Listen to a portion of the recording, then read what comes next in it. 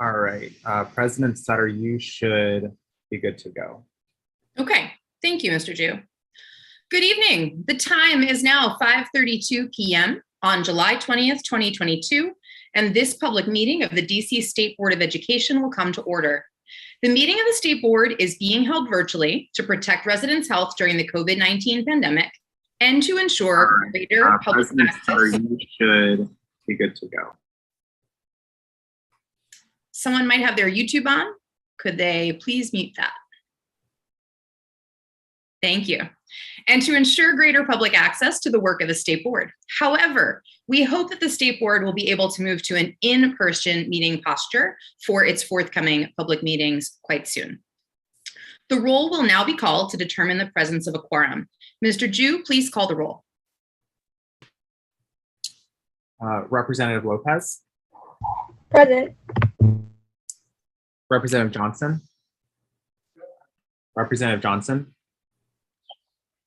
Representative Bernstead, Present. Representative Gasoy, Present. Representative Chang, Present. Representative Wattenberg, Present. Representative O'Leary, Here. Representative Parker, Present. Representative Sutter, Present. Representative Thompson, Present. Representative Reed, Representative Reed, and then Representative Patterson. Present. President Sutter, you do have quorum. Thank you. The quorum has been determined and the State Board will now proceed with the business portion of our meeting. First, we have approval of the agenda and minutes. Members, we have a draft agenda before us. Are there corrections or additions to the agenda? Seeing no changes, I would entertain a motion to approve the agenda. So moved. Thank you, Vice President Thompson. Is there a second? Second. Thank you, Representative Patterson. The motion being properly moved and seconded, I will ask for the yeas and nays. All in favor, say aye. Aye. Aye. All opposed, say nay. The motion is approved. We now have the minutes of our June 1st working session. Is there a motion to adopt the minutes? So moved. Thank you, Vice President Thompson. Is there a second? Second. Thank you, Dr. O'Leary. The motion being properly moved and seconded, is there a discussion? Seeing no discussion, the motion is on adoption of the July working session minutes. I will ask for the yeas and nays. All in favor, say aye. Aye. All opposed, say nay. The motion is approved. Good evening. My name is Jessica Sutter, the Ward 6 representative and president of the DC State Board of Education. On behalf of the members of the District of Columbia State Board of Education, I welcome our guests and our viewing public to our Wednesday, July 20th public meeting. The video of all of our meetings, including tonight's, are posted on our YouTube page at DC SBOE and rebroadcast on the District Knowledge Network. Tonight, we have a packed agenda. We will welcome our student representatives and members of the Student Advisory Committee to share findings and recommendations from their annual report. The work of this year's student representatives and SAC was extensive and impressive, and I look forward to hearing more about their citywide survey in which they collected information on safe passage, mental health, and COVID-19. The State Board is grateful to have so many student leaders using their voices to provide invaluable insights on what is happening and what is needed in the district's public schools. The State Board will also consider 4 state resolutions and 1 ceremonial resolution this evening. The first resolution this evening addresses attendance in the District of Columbia. The resolution addresses changes to regulations which govern the district's attendance policies, moving us away from what has been colloquially known as the 80-20 rule to a 60-40 rule, as well as addressing protocols for routine and situational distance learning. The State Board is grateful to the Office of the State Superintendent of Education for the collaborative engagement on this work over the spring and summer months. Based on feedback from SBOE members during the recent working session OSSI updated the resolution we will consider tonight to include language to focus about the need to focus chronic absenteeism intervention on students who miss full days of school. OSSI also updated the equity statement, which accompanies the resolution, to include language on increasing equity by helping to encourage student attendance across student populations, regardless of their access to resources, and allowing student support teams to better focus attendance intervention resources on the most at-risk student populations. We appreciate those updates. The second resolution this evening will address an amendment to the district's state accountability plan, as required under the Every Student Succeeds Act, known as ESSA. OSSI's proposed 2022 ESSA state plan amendment addresses many of the challenges related to measuring school performance during the last 2 years of the COVID-19 pandemic, and the state board appreciates the many decisions that went into crafting the amendment, including striving for valid and equitable metrics in the annual meaningful differentiation of schools, eliminating the star rating, and explicitly replacing PARC language with statewide assessments. The state board further appreciates OSSI's engagement in areas where there have been concerns, such as language related to access to a well-rounded education, importance of school climate surveys, and keeping special education weights. We look forward to our agency's continued work ahead on how the presentation of any summative score on the school report card might appear, as well as how data on educator workforce and school climate may be included on future report cards as well.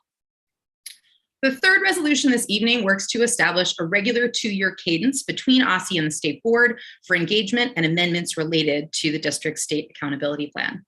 This resolution is proposed by the state board in the spirit of continuous improvement. We seek to move towards educational equity as both a practice and an outcome. And to that end, we look forward to ongoing partnership with OSSI, including check-ins on our statewide accountability system more often. The fourth resolution this evening addresses sexual assault and abuse in the absence of data and lack of clarity in district agency processes when it comes to matters of sexual assault and abuse in schools. The state board calls on district agencies to make publicly available protocols for investigating and reporting school-based incidents and looks forward to hosting a roundtable on the topic in the near future. And our final resolution recognizes and thanks the members of our school year 21-22 Student Advisory Committee, as well as its 3 co-chairs, Leave Bernstad, Sky Ali Johnson, and Juliana Lopez, for their tireless and thoughtful work this past school year in the service of district students and schools. Now, before we continue, I'd like to, as we have done throughout the pandemic, take a moment to honor and remember the lives we have lost.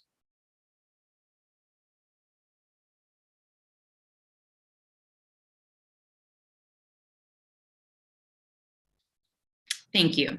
All of these lives are precious and deserve to be honored and remembered. I will turn now to Superintendent Dr. Christina Grant. This is what I get for starting a meeting at 5:30 for any opening statement that she has tonight. Dr. Grant. I like Dr. Super. You could leave that.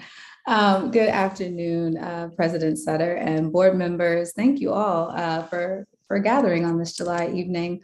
And apologies, I don't have much of a voice, but I will get through these remarks because this is an important day. I'm really pleased to join you all for this last public meeting before your well-deserved summer break. I know you all have a lot of work to accomplish this evening. I wish I could say that I'm going to be brief, but I'm not. And so thank you for allowing me to be with you once again. I do want to speak with you about the important votes you'll be taking tonight on our ESSA state plan amendment and the changes to our attendance regulations. Together, keyword together, OSSI and the state board have put in a tremendous amount of work to get to where we are tonight and hopefully achieve these votes. You've pushed us and me to improve our vision in several areas. And as a board, collectively, you should be proud, as I am, of those efforts and the direction that you have shifted these resolutions and our work. It's a sign of good partnership. And again, I remain thankful. In addition, I will take a couple of moments to provide an update on our literacy hearing before council and touch upon several points and next steps that we will find ourselves discussing when you all return in September. Before I begin, I really do want to draw attention to the fact that OSSI has a very important set of deadlines coming up on August 19th. I'm speaking to our students. I'm speaking to all of you because you have touch points in community. We have the deadline is for thousands of dollars of scholarship dollars through our scholarship programs, DC Futures, the Mayor's Scholars Undergraduate Program, and DC TAG. All three of the programs are currently accepting applications from DC residents who are planning to go to college this fall. And so please be mindful to flag the date of August 19th in all of your upcoming public engagements, your comms, your private conversations with DC residents. We really want to ensure that these dollars get to our residents and our students as they're preparing to go to college in the fall. Thank you for my commercial break. And now let me get to the business at hand. Tonight, as you heard, you will vote on a resolution to approve changes to the district's attendance regulations. We have three objectives in updating our attendance regulations. First and foremost, after hearing from the board and other stakeholders that the 80-20 rule was too punitive and took the focus off of students who were missing all of the school day, I made the commitment to shifting the 80-20 rule to a 60-40 rule. This regulation accomplishes this goal by shifting the definition of present for the purposes of attendance from 80% of the day to 60% of the instructional day. As a result, parents will not have to worry about getting a call that their child is truant for missing first period, and students will not be disincentivized to attend school because they're late. Second, the attendance regulations were last updated in 2014. Before we had a wider availability of distance learning education. And so distance learning was not contemplated and it was not addressed in the current version of attendance regulations. With the increased interest and use of distance learning in the wake of the pandemic, it's also vital for us to establish guardrails for distance learning in our update to our attendance regulations. We spent March and April conducting outreach and engagement with our school leaders, LEA leaders, and advocates to refine our plan for governing attendance and distance learning. Through this engagement, we decided to include the following requirements for routine distance learning. 1, virtual schools must follow the 60-40 rule and have at least 186-hour instructional days, just like in-person schools. 2, a teacher must visually verify a student's presence at least one time every single day. 3, schools must preserve attendance records and communicate supervision expectation to parents. 4, to be present in a synchronous class, a teacher must see the student. And 5, to be present in an asynchronous class, the student must complete an instructional activity. The regulation also establishes attendance requirements for situational distance learning, compelling schools to make one-on-one contact with the student, and requiring the student to complete at least one instructional activity to be marked present for the day. Third, advocates testified before council and the state board that the definitions and language in the attendance regulations lacked consistency and clarity. So I instructed OSSI staff to clarify the regulatory language in this proposed emergency rulemaking. This has been accomplished through the regulation. For example, the proposed regulation adds language to clarify that absence for referrals to Child and Family Services Agency, known as CFSA, and other district agencies only accrue based upon full day unexcused absences. In addition, the regulation requires students to be referred to student support teams based on full day unexcused absences. We do believe that this change will allow for SSTs to focus their resources and attention on students with the highest risk profiles. Since I made the decision to change the 80-20 rule in March, we have moved expeditiously to accomplish the 3 goals I just outlined, but we have not done this work on our own. We have presented this information on these changes at the state board's last 3 working sessions, and we appreciate the dialogue and engagement around our three goals and our proposed language changes. We made specific changes to our proposed language based on feedback we received at the working session.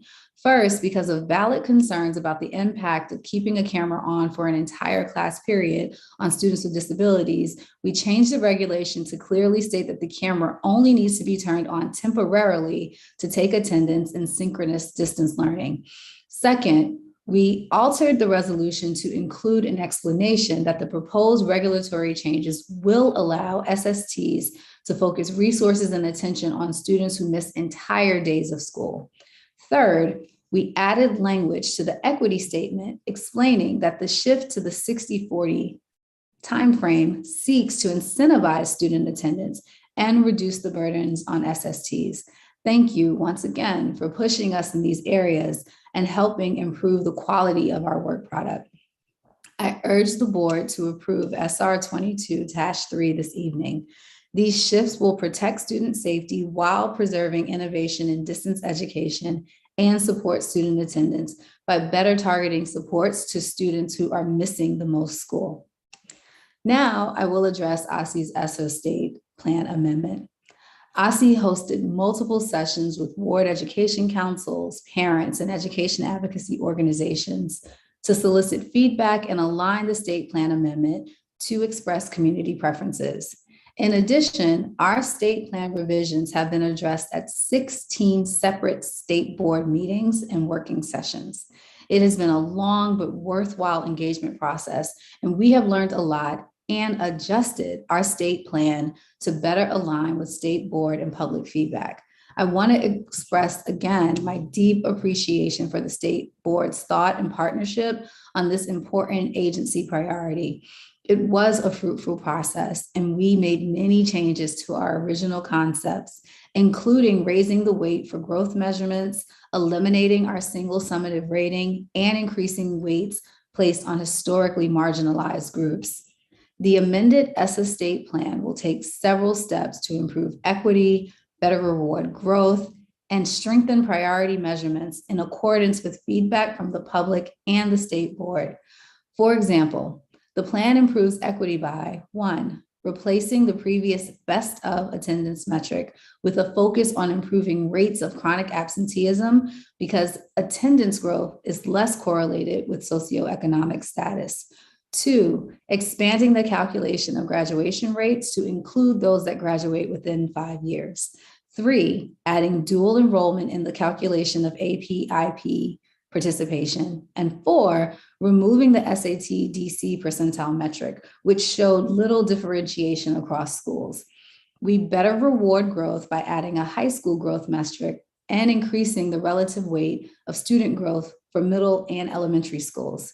We strengthen priority measurements by lowering the weight of all schools from 75 to 30% to increase the weight placed on marginalized groups, particularly economically disadvantaged students. Collectively, these shifts will reduce the association of accountability calculation with school socioeconomic levels. I am proud of our ESSA state plan amendment. Prioritizing student growth and reducing the measurements that are closely associated with socioeconomic levels will mean measuring whether schools are successfully nurturing students rather than the backgrounds of the students who attend the school. I believe that every member of the board and every resident of the district should be pleased with the developments and the direction of the state plan revisions that move our accountability system. Yet, I know that concerns remain, and I've received and carefully reviewed your public comment of the plan. Before I address the additional and particular issues raised in your comments, I want to emphasize 2 points. 1, our state plan outlines how we will follow the federal ESSA law. This does not mean that we cannot take other measures to address some of the issues you've raised outside the scope of our accountability plan.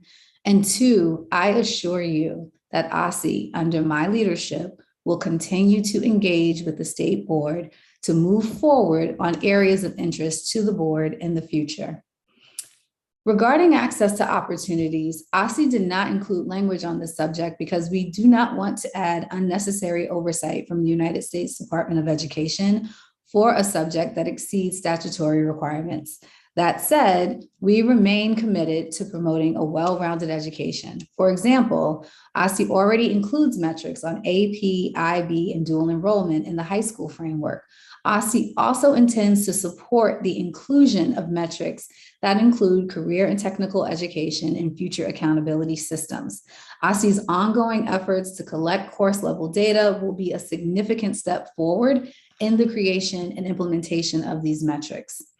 Our position is similar on school climate measures, as OSSE does not want to add unnecessary oversight from the United States Department of Education on this subject, which again exceeds statutory requirements. Further, we currently lack a statistically valid way to measure school climate, and so we are unable to include such a metric in our accountability system. That said, I appreciate the board's steadfast interest in the use of school climate surveys. And as our schools move from recovery to restoration, it's imperative that we take intentional steps to strengthen school climate. To that end, OSSE intends to use ESSER funds to launch a school-wide climate survey in the 2023-24 school year. We then hope to use school climate results to align resources to address identified school needs. As we move forward in this work, OSSE remains open to future engagement on how we make this data public and accessible for stakeholders, including placement on the DC school report card. Regarding a single summative rating, we appreciate the board's advocacy for eliminating the star rating from the DC school report card, and we have followed this recommendation. You will not find a single mention of a summative rating in our proposed amendment. However, even though we are removing the single summative rating, there's a number of unresolved questions that are important to board members, including the location of the composite score on the dashboard, how to display scores in a meaningful way for families, and outlining what the accountability system is and isn't for families and community members. These are all important questions, and as the proposed resolution states, we look forward to future engagement with the board on how to best display metrics and calculations used in the system between now and December. Our proposed state plan outlines how OSSE will meet federal requirements for federal education funds, yet decisions about supports that are outside the federal requirements are local issues. Moving forward, I hope that we can continue to maintain a productive discourse on what supports make most sense at the local level. The revisions that have been proposed to the accountability system should result in more confidence in its use to tailor supports for our schools.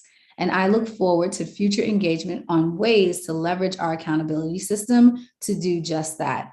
This is especially important as we continue to move forward from recovery to restoration. We have had a long, inclusive, responsive, and productive process that will end with our vote this evening on our ESSA state plan amendment. Our revised state plan reflects our shared values, including a heavy focus on academic growth and equity. And coming together across these many months, we have developed a model for a productive collaboration, and most importantly, we've created a strong, equitable state plan that vastly improves upon the status quo. I strongly encourage board members to vote yes on SR 22-4. I'm excited to move forward together once the board concludes this work on attendance regulations and the ESSA state plan. And I know we have other pressing priorities to address this fall. For example, last Thursday's council hearing on literacy highlighted the many ways that OSSE is working to improve literacy in the district. It's a priority that I know is shared by many members of this board. I was particularly pleased that we were able to update council on our new educator preparation program regulations, work that was completed in close partnership with this board. I appreciated the remarks from Representative O'Leary and Vice President Thompson on behalf of Representative Chang, and the testimony of President Sutter. I am excited to hear who the state board will appoint to the task force we are convening to create a comprehensive state action plan to improve literacy in Washington, D.C. In addition, we are continuing to move forward with developing new social studies standards, and I look forward to our continued partnership on this important work. I also know that the state board is interested in hearing about about our recent teacher workforce report. And I imagine that you will be interested in hearing about our state assessment results, which will be released in August for the first time in 3 years. Staff will be available to brief the board on these topics in September. The board will also entertain a resolution that OSSI check in and discuss accountability developments every 2 years. You have my commitment that OSSI will continue to inform the board on our accountability results as they become available and the progress being made on our school climate, high school growth, and CTE coursework in the high school framework. As I conclude, allow me to reiterate that I am truly, deeply appreciative of the state board's thought partnership on the state plan, our attendance regulations, and all of our shared work. Your sincere and thoughtful engagement with us has improved our work. It has pushed me, and I hope and expect the same moving forward in collaboration. Also, I do want to take a moment to thank Donna Johnson, Evan Kramer, the entire accountability team, and all of the other team members at OSSI that have worked incredibly hard to draft this amendment, engage in public comment and discourse, refine the amendment, reflect on our best practices, and share our collective thinking, and ensure that I had meaningful time with each of you before we were gathered here together this evening. I am truly amazed at all we've accomplished this year. It's been a labor of love, and I'm deeply appreciative of their efforts. I do hope all of you find time for rest and restoration as we are enjoying these very hot days of summer.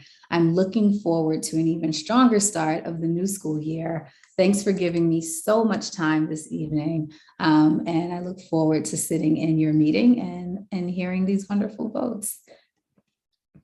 Thank you, Dr. Grant, and thank you for being with us tonight.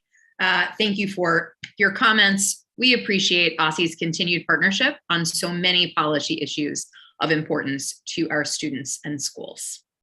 We're going to move ahead with our panel for the evening and get to hear from our students.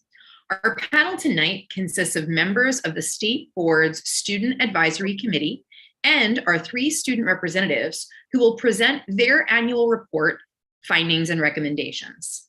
Thank you to Representative Leif Bernstad, SAC member Sophia Ibrahim, Representative Sky Ali Johnson, SAC member Gabriel Kramer, and Representative Juliana Lopez for being here tonight. Representatives and SAC members, you will have 15 minutes for your remarks and presentation. After your remarks and presentation, we will do a single round of questions from the rest of the members of 4 minutes each. Mr. Ju will call the questions round. Representative Bernstad, Representative Lopez, I think you should have screen sharing privileges now, and we'll turn the floor to you.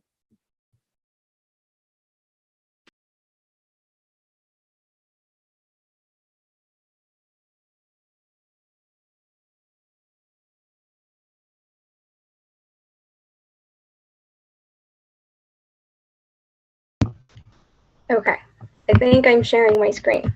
You are, we can see it.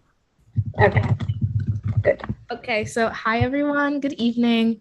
In true SAC fashion, we are going to start by introducing ourselves in a popcorn style. So today we're presenting on the SAC's annual report, which is a report published every year that shares both recommendations for the school year and also about the work that the SAC has already done. My name is Leif Bernstad. I'm a junior at Capital City Public Charter School, and I'm a student rep. Juliana, do you want to introduce yourself? Yes, so my name is Juliana Lopez, and I am a student, well, a rising senior at Columbia Heights Education Campus. I'll popcorn to Sophia. Hi, my name is Sophia Ibrahim, and I am an incoming senior at Jackson Reed. And then I'll popcorn to Gabriel. Yeah, Gabriel. Hi, I'm Gabriel. I'm also a rising senior at school at Walls High School. And is Sky Ali here? Sky is actually not here today, so we'll just get started on the next slide. Also, please ignore that I said junior. I'm a rising senior. Not used to saying that. So today we're going to talk about broadly the survey, then Sophia will talk about the safe passage section, Juliana will share about the mental health section. Gabriel will share about the COVID-19 section. And then any recommendations or extra stuff I will hit on. So the Citywide survey was a survey that the SAC developed. It was for students, created by students to collect information on our students' experiences around safe passage, mental health, and COVID-19 safety and protocols. We also did collect demographics. This is just what ward do you live in? This was demographics, ethnicity, what school do you attend, what grade are you in? And then the actual content questions, which were not about demographics. So the findings that we will be sharing are also included in our annual report, which I'll link to in the chat. And I will pass it over to Sophia. Hi. Okay, so again, my name is Sophia, and I'm going to be presenting the next section of this presentation, which will revolve around DC students and safe passage. This section of the citywide survey included both how students traveled, for example, which method of transportation they used, and how safe they felt while traveling, such as being able to get to and from school, work, and home safely. In the safe passage section of the survey, there were questions both regarding the method of transportation the respondent used and subsequently how safe they felt while traveling. In response to the question, I feel safe around public means of transportation, the respondents were, similar to other topics on the survey, split into 5 potential answers. Neutral, of which 49.1% of respondents selected, agree, of which 24.1% selected, strongly agree, of which 8.6% selected, disagree, of which 12.9% selected, and strongly disagree, of which 5.2% selected. It's important to note with these figures that the majority of responses came from Ward 4, and thus is a strong reflection of the students in that area, but not necessarily of other wards. Also, just because close to the majority of respondents reported that they feel safe or neutral around public means of transportation doesn't necessarily mean that there aren't ways we can improve the safety of public means of transportation even further to ensure that our city continues to become safer, happier, and healthier as the years progress. Regarding the improving of safe passage, some students reported gender-based concerns for their safety. Can we move on to the next slide? Sorry. I think I'm there. Yeah, thank you so much. Regarding the improving of safe passage, some students reported gender-based concerns for their safety. I know for myself personally, I feel especially uncomfortable and vulnerable if I'm leaving an after-school event like newspaper production rather late, such as around 8 p.m., and I need to walk either home by myself or take the metro by myself. And even though I don't live in a particularly dangerous neighborhood, my typical route doesn't have the best lighting after dark. And I know many people on my newspaper staff that leave production early for a similar reason, which decreases our ability as a staff to bond, be productive, and create the best version of the paper that we can each month. And I imagine it would be similar for athletes and other students that are involved in after-school activities. The Student Advisory Committee will dedicate time next year to brainstorm and take action regarding preventing and responding to gender-based safety concerns. It is important that students are safe, not just inside schools, but also as they navigate around the District of Columbia too. Ideas for how these concerns can be resolved include more crossing guards around, better lighting, more school buses, more chaperones/groups around public transportation, more security, an increase in after-school programs, time-specific hotlines for safe passage, making transportation that is mostly used by students pass by more often, having more safe spaces for different identity groups on public transportation, and that audio signals should be implemented on difficult intersections for visually impaired people. For myself and students like me, more chaperones or groups around public transportation and better street lighting will make a massive difference in our safety and overall quality of life. With increased safety in modes of transportation, students can do more, see more, and engage in more fulfilling activities that expand their minds and boost their mental health even outside of the school year. The Student Advisory Committee recommends that initiatives that aim to facilitate safer passage receive more support from groups involved in education and transportation across the district in both the growth and recognition of these programs. Such initiatives are important in both ensuring the safety of students as well as making sure that the students that live in more dangerous neighborhoods, which are disproportionately students of color, have ready access to safe transportation that will help them in graduating high school and set them up for success later on in life.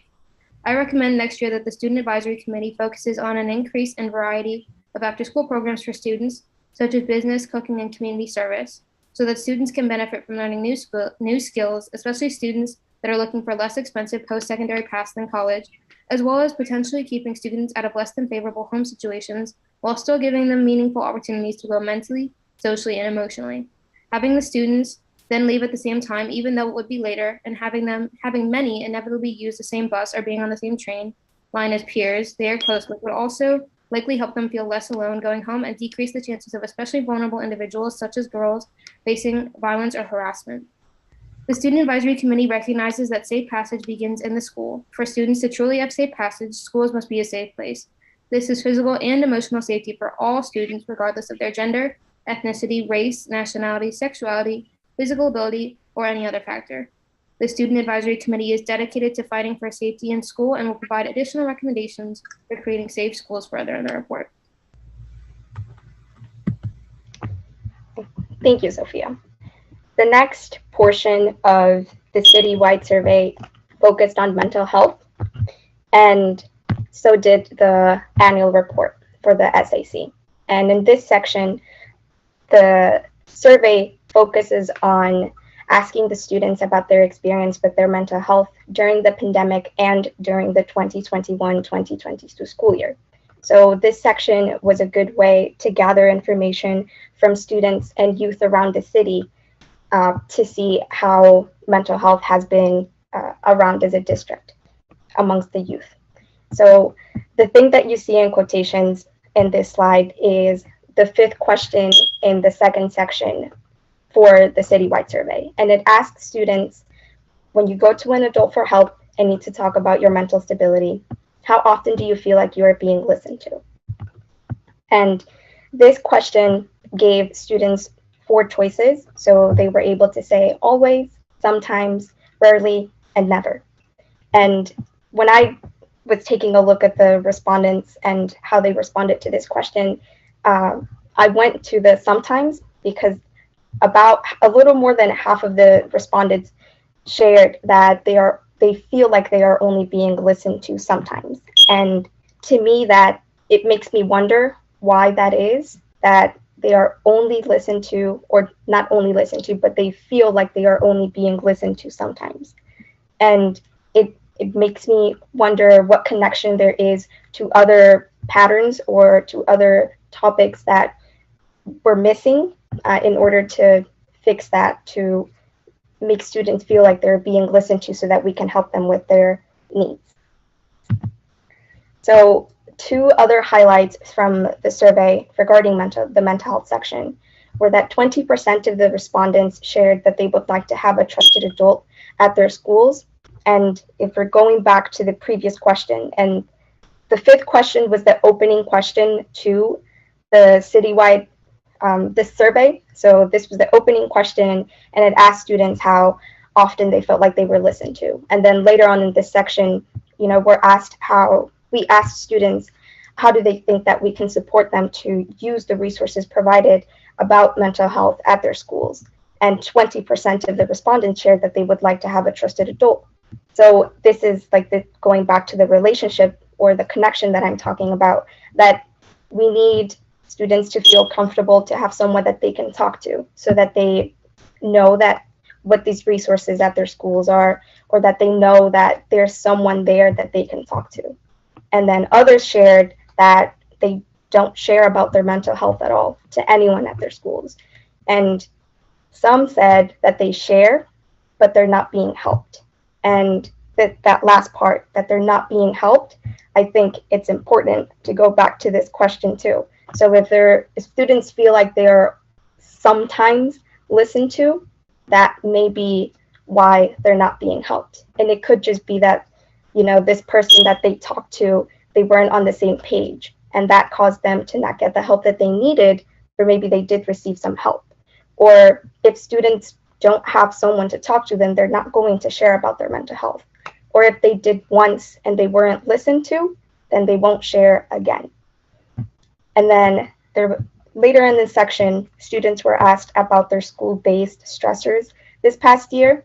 And among some of those, students share that overload of assignments, class exams, lack of organization, classes being too hard, and COVID procedures all contributed to their mental health being impacted. And there were a couple of comments in the survey that said that it wasn't really COVID that took a toll on their mental health. It was really the COVID-related activities that impacted them. So with this data collected from the citywide survey, there are a couple of recommendations that the SAC would like to give. So the first one is every single school should be staffed with at least one licensed mental health professional who is available to students in the building to support them 5 days a week. And we do acknowledge that, the student body varies from school to school. So whether that is at least one, staff, or it could be two, depending on the student body. The second recommendation is that students should be encouraged by all adults in the building to participate in activities that strengthen mental health. So it's important to not just have the resources at the school and the staff to know about the resources. It's important to let students know that the resources are there for them and available to use. Because oftentimes, and I've experienced this too, I've seen that, the resources are provided by the school and they're at the school, but students don't know that they are there and that they're for them. So it's important for adults in the building and staff to encourage students and the youth to use the resources or let them know that they're available. And lastly, schools should have more mental health activities, and that could be a simple practice of gratitude at the beginning of a class, or it could be a check-in at the end of the class, or defying stigma. I think defying stigma is a big one for students to know what the stigma is around mental health and to acknowledge it. And any activity that could support students with their mental health could be done at least once a week in a class, but it could be something that students practice, or at least that they're encouraged to do so. It could be something that's done as an after-school club or activity, but it's important to let students know what mental health is and how they are being supported. And now we move on to the next section.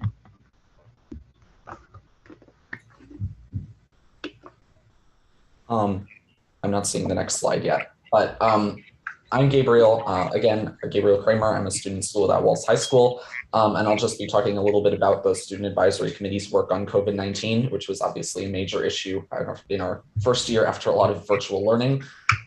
So the first element of our work on COVID was as a part of the citywide survey, and COVID was a major section on the survey that we included to determine how students felt about COVID regulations in their school and their effectiveness, and just to gauge how students were feeling about COVID this year. And one issue the committee focused on throughout the year was school transparency in terms of COVID transmission in school buildings and its spread. And it turned out that about 70% of respondents to our survey agreed to some extent that they trusted their schools to be transparent about COVID spread, though most did not strongly agree with that statement, and 10% disagreed and 20% were neutral. And there are a number of reasons why there is that substantial portion that did not agree, but I'll get to that in a minute.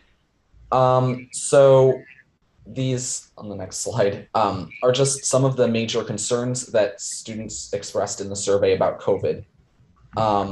So first, respondents raised issues about students not wearing masks. Obviously, that was an issue that changed significantly in the middle of the school year when the mask mandate was lifted, but people were concerned that that might inhibit prevention of COVID transmission. Second, making COVID data public and available was an issue that was raised on the survey. Again, this was something that we discussed throughout the year. For example, we heard about, and I saw this personally as well, like DCPS COVID case notifications being delayed beyond the point where they would be useful. And there were just a lot of points at which it was difficult for students to tell exactly what the COVID situation was at their schools. Students said on the survey that vaccination made them at least somewhat safer, or feel at least somewhat safer, though not necessarily completely safe. People in the survey also raised concerns about lack of frequent testing, which was not something that was required in schools and something students thought might have been more useful in controlling the spread of COVID. And lastly, some students raised the issue of having more anxiety about the circumstances arriving from, as Juliana was saying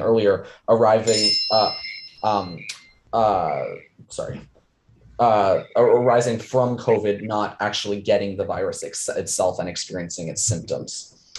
So moving on, these on the next slide, the things were some of the SAC's recommendations relating to COVID, given our discussions this year and what we heard from the citywide survey. If we could see the next slide. So first, we thought that LEAs should ensure that schools have well-functioning infrastructure, including things like HVAC systems, which obviously relates directly to minimizing COVID transmission, and then things that relate to sanitation that we also heard concerns about this year. And second, we recommended that COVID testing and its process should be more consistent and transparent to students, staff, and families, as I was saying earlier, so that that resource can be more useful and so those people can gain more trust in their schools to handle COVID issues. This was another issue that we discussed a lot this year. And speaking from personal experience, it was often unclear when testing was going to happen. I know plenty of students who never received test results. And at the beginning of the year, especially, it was unclear whether testing was required or if there was some kind of benchmark that had to be met at schools. So this is just something that we thought could be more beneficial to students with a more streamlined process. So thank you. Okay. President Sutter, can I get a thumbs up with you if it is okay if I use my 4 minutes of question to extend our presentation? That would be fine, Leave. Go ahead. Awesome. Thank you. So the rest of the things I'm going to talk about are just the rest of the survey, or not the survey, sorry, the rest of the annual report. So we have some additional recommendations for the following school year. The first is regarding distance learning schools. Some students raised concerns about the organizations of these programs, specifically issues with teacher retention, student accountability and attendance, as well as the experience for students transferring into the program extremely late in the year, like these concerns came up in May. I'm hoping that attendance regulations, which we're voting on tonight, will alleviate some of these concerns. The second is that the Student Advisory Committee should increase its social media presence, which as of today, the State Board of Education Student Advisory Committee has a Twitter. I believe it is at DC SBOE _SAC. So if you are not following that, you should. And then I don't remember the TikTok handle off of the top of my head, but we have one. Technically, there's nothing up there yet. But this is just so we can this is just so we can spread more information about the work that we're doing, that other education agencies are doing, opportunities, and hopefully boost their student engagement. Another additional recommendation is that we should focus, so all education-related agencies should support students facing identity-based harassment. We don't have a specific plan for this one yet because we feel that it's not something that we can prescribe a specific action to, but we have had multiple conversations within the SAC about kind of the protocols, what happens when a student faces identity-based harassment, especially if there's not a teacher or staff member who shares that identity. How do they get support? How does this problem get addressed? So we think that that's something that we should commit to working to as the SAC, as the board, and that other education-related agencies should think about working on this coming school year. The last part of the annual report, this is not on the slideshow, it's just the members of the Student Advisory Committee of this year. We always include that. So yeah, that is a very brief cover of our 11-page annual report. I really hope everyone reads it, and we should be good for questions. Thank you so much, Representative Bernstad. We're going to go ahead and turn to Mr. Ju to call the question round. Members, if you do have questions, go ahead and raise your hand, and we'll begin our question round. All right. Dr. O'Leary, we'll start with you, and then we'll go to Representative Gasoy.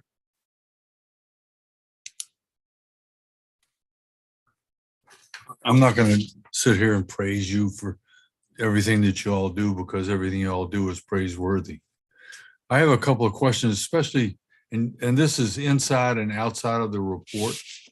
The first is talking about, I didn't notice it when you were talking about school safety.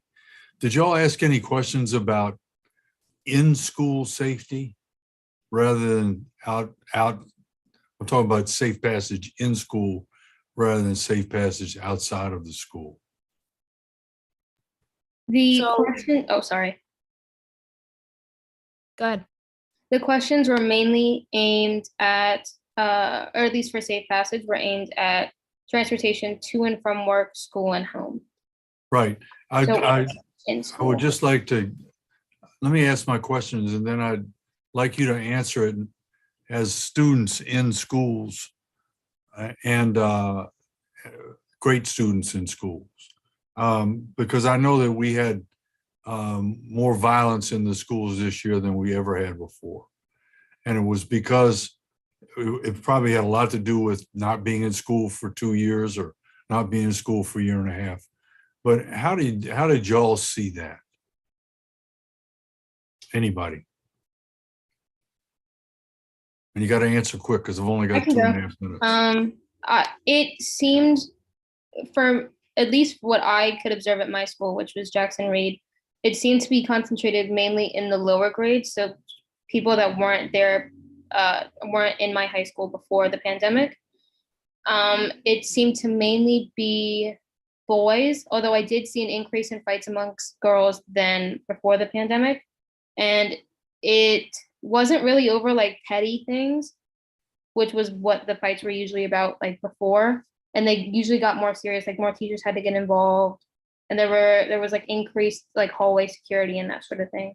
So it definitely did, it seemed worrying, but it also did seem to be concentrated more on the underclassmen. Yeah, I can say it really quickly. I don't know if I saw a difference like in pure number, but I definitely saw that it was exported to like out of the school building. Like I saw that were like beefs that were happening in school that resulted in physical altercations outside of school, but were between two students of the same school. And I can just say we did not include questions about in-school physical violence because we felt that that was beyond the confines of keeping only 3 sections because we wanted to keep it short so that students would actually take it, but we have and plan to talk about it as a committee. Great. Let me ask, I'm not trying to cut anybody off, but I think you talked about being on TikTok and Twitter. I think it's important that you use your that vehicle to get the word out about the fact that everyone has to be COVID and the other vaccine vaccinated before school opens, especially those of you that are over 16. And so it would be really helpful, I think, for you all to use that instrument to get out the word that they have to be vaccinated by the regular vaccines and COVID before they can come back to school. Yes, we'll commit to this now so everyone can hear it. We also, at the DC Council No Shots, No School test roundtable, I testified that the SAC is planning on doing that. We just got the Twitter and TikTok up and running today, so follow it and look out for that. Yeah. Hold your breath on my following Twitter.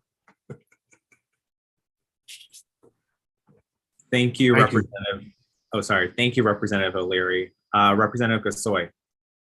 Thank you, and thank you to the students for your presentation and for all the work on the report, including collecting the survey. First, I just wanted to clarify, I know, Sophia, you said that, I think it was you who mentioned that the results for your section were mainly from Ward 4. Is that true for the survey results across the board for all the, okay. Any insights into that, or is that just how it ended up? Yes. So my school is in Ward 4, and I was annoying to all teachers and sent a million emails and made sure that everybody that could possibly take the survey took the survey. And I was like, and so it just so happened that a lot of capital city students took the survey. I might have been telling people in the hallways to take it. So there's that. Good insight. Okay, so specifically Cap City, Ward 4. Gotcha. Good to know. I was intrigued again to Sophia about the something about a safety space on public transportation for specific identities. Can you explain a little bit more about what that looks like?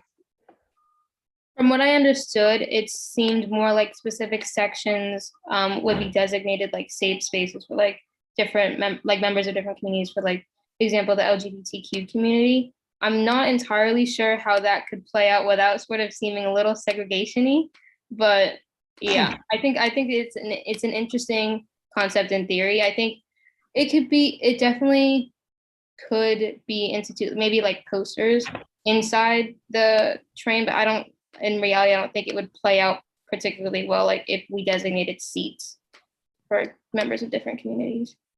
But it sounds like oh, sorry, go ahead. I think that piece is not more related to having physical spaces. That piece is more related to having resources that are specific to different groups that may be especially targeted. Like, for example, like gendered, like, is there a hotline for women who feel uncomfortable or feel like they're in an unsafe situation on their way home from school or on their way home from, so it's more about specific resources, not specific physical spaces. Gotcha. Okay, that's really helpful. So like a hotline number that folks have that they can call or something like that. Or something like that. Not a physical space, but just resources. Gotcha. Do I have more time? Yes. Okay, so I think this one is for Gabriel. You were talking about the COVID safety, and I was just interested, I guess this can be for all of you. Just curious to know how communication at the school level was for students in terms of COVID safety, both in terms of, knowing what rates were in your school of infection and also what safety precautions should be taken, like just communication in general around staying safe and healthy. I think for me, I'm at school without walls, and I think like communication in terms of what precautions should be taken was pretty good. I think there was pretty consistent communication about like, the benefits of vaccines and masks for at least part of the year. And I think that was pretty strong. I think in terms of the actual transmission levels at school, that was very unclear. I personally got most of my information of that more from word of mouth than from the school. And when DCPS notified students, that was often pretty delayed from when you heard about an outbreak happening. And not a lot of that communication came directly from the school, at least for me, but I don't know about others. But that was kind of the general experience I had. Be curious to hear from one of the DCPS in 4 seconds. Maybe not. Never mind. My time is up. Thank you. Thank you, Representative Gasoy. Representative Parker. Thank you. Great job on the report and your presentation. I have 2 questions. The first was around the mental health data, which was really striking to me, particularly the number of students that said they either sometimes or didn't feel as though there was a staff member at their school that listened to them. Did you all investigate whether or not there was mental health personnel at the school? In other words, is that what's leading to those outcomes, or was that not part of the question? No, so that wasn't a part of the question. So like Lee mentioned before, we were really trying to keep the survey concise because we started out with the survey with like 30 questions and we had to narrow that down. So we were really trying to keep it like a concise survey. I think that this is something that would be great to keep diving more into if, the SAC is able to dive deeper into the findings of the citywide survey next year in the fall. It would be great to see, what patterns arise with the findings that are there. Totally understandable. I didn't mean that as an indictment, but I know that there was legislation insisting that schools would have mental health personnel in place. I also know that there is a shortage in getting those personnel or those individuals in schools. And so I was just wondering if we could learn something for further implementation from your data. The second one was around the COVID response. And can you just remind me the window that you investigated or that you administered your survey with students? The timing window? Yes. I believe it started at the end of February. Am I correct in that? February to like June. Yeah. Okay, super helpful. As I remember, the city's response was just very different in the early stages of the pandemic versus the latter stages. And it was just interesting that many students, for the most part, felt as though things were transparent. So that was a good thing to see. And I just had a question around at what window of time that may have fell. And then last question, it is more just for a better understanding when you around your recommendation that district agencies better support students that may have a variety of identities. Can you just speak to what that might look like from you all's perspective? Yeah, so I think I might have written this recommendation. We talked about this when Representative Reed and Thompson visited us, but we noted that in a lot of responses to identity-based harassment, either to individual students or just things that happen that that will end up targeting students based on their identity, the responses were not necessarily thoughtful, and some teachers, some staff members felt they couldn't speak up if they didn't belong to the identity group that was targeted. So this isn't a concrete solution. Like, this isn't a concrete plan or course of action because we think that it's open to many different groups. The SAC wants to further explore how we can do this, but it's specifically like looking at making sure that there are specific responses that happen when incidents occur that don't leave students feeling like things are unaddressed, but also respect the privacy of students who have identity-based harassment occur. And also making sure that there are spaces like a queer and transgender student alliance in every school, and making sure that their schools are encouraged to have spaces that are advocating for different identity groups in their school, like queer and trans student alliances, like Black student unions, things like that. Got it. Really helpful. I would just encourage you to check out Black Swan Academy's recommendation around queer affirming spaces, as well as the vote that we're going to take tonight may serve as a blueprint for how we might move forward on that recommendation in the future around sexual harassment. Thanks.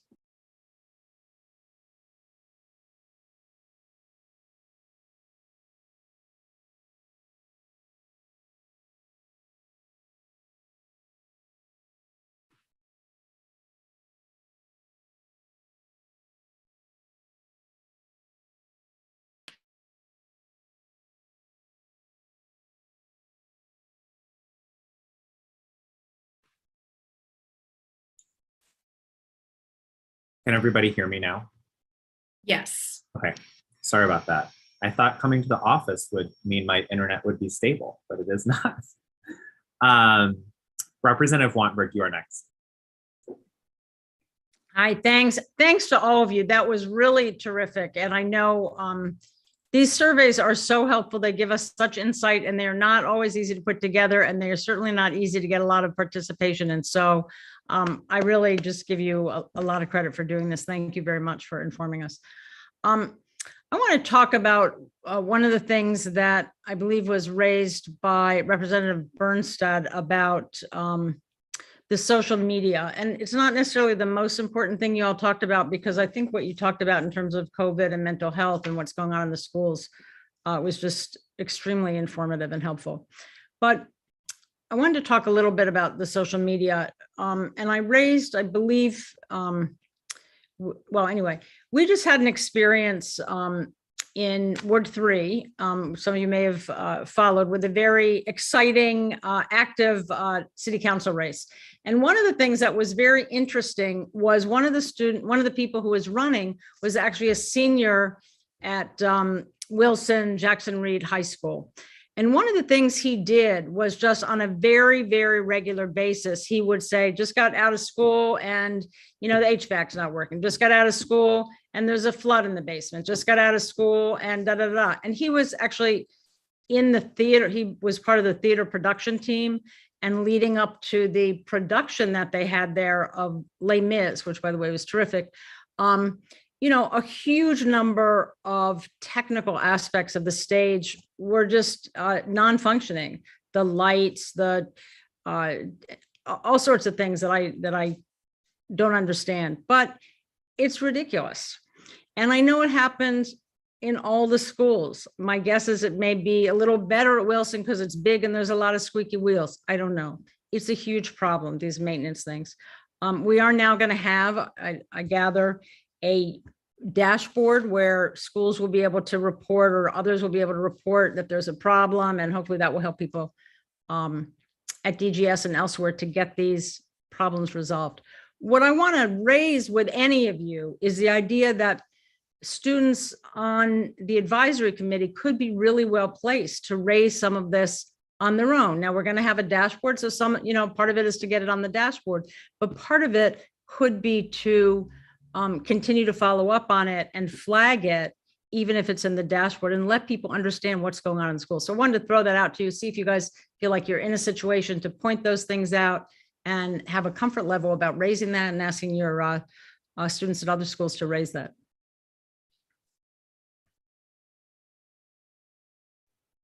I think that might be a question about what we're allowed to post on the social media, because I know everything has to get approved. So I'm not sure to what extent we're allowed to post things like that. So that might be your social media has to get approved by the board. I mean the social media of the SAC. I don't know if we're allowed the social media of the SAC. Well, it would seem like that should be allowed. I'll let other people look at that, but otherwise maybe do it as individuals. That's an interesting question. I don't know why that would not be allowed, but. I think that I think you've mentioned this before, but it could be something that works out, maybe not like directly as something that the student representatives do individually, but it could be something like some sort of group that could be formed. And I'm thinking kind of like a representative from like each school could take on the role of reporting to see what's not going well at their schools. And it could be something that we could network around with like board members and like find a student or an already existing group at schools that could also help with something like this. Thank you. Thank you, Representative Wattenberg. Representative Patterson. Thank you. Again, I want to commend you guys on a very well-designed survey. I enjoyed trying to put it out there. I know me and Liv had some fun making sure that people got it out. And that being said, because you did such a great job, I didn't see it disaggregated into wards and the respondents and stuff like that. And maybe that could be a follow-up so I could understand a little bit better of who was responding and what areas of town that they were coming from and what they had to say concerning their safe passage or mental health or COVID. I would love to have that type of information as well, because again, you guys gathered a wealth of information that can be used to inform us. And so I would like to see that. What I would like to ask is along the theme of social media and safe passage. Did you hear any narratives about how social media is used to, either coordinate fights or anything like that? Or on the flip side of that, did you hear any narratives of how social media could be used to improve safe passage for students to feel safer, some way that we could use that to advance that?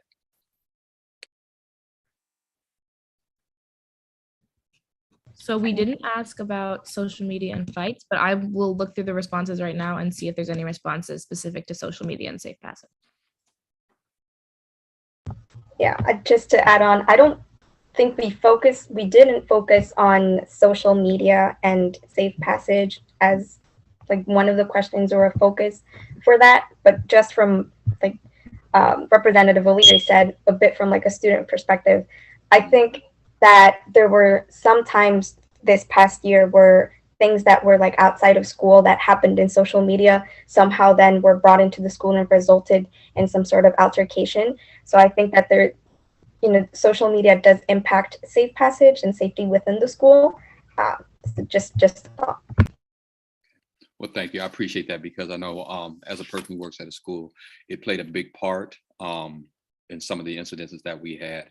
And I was just trying to see if there were some solutions we could probably come up with in addressing it, because it plays such a part in some of the fights that I had to navigate this year as a school administrator. But thank you guys. Again, you guys did an outstanding job on the survey. Wait, just had an idea for the second part of your question. Sorry. So how do you use social media and with like safe passage? I think we were brainstorming this before when we were talking about safe passage with the SAC, but it could be something where, more graphics on easier to read graphics for students who use public transportation. And that could be like the metro. I know I still get lost in the metro and I've taken it for like a year now. So it would be useful to have something like really easy to read and quick to take public transportation, and that could be buses, that could be metro, bikes. It could be something like that, or it could be like the schools have a social media page where they share about like restorative justice. I know that's something that we use at my school. So that could be something to get information out to students and see, well, this is the way that we're dealing with altercations at school, or this is the way that the you know, a club or a group at our school works. Thank you for that. I'll yield back my 24 seconds. Thank you, Representative Patterson. Representative Thompson.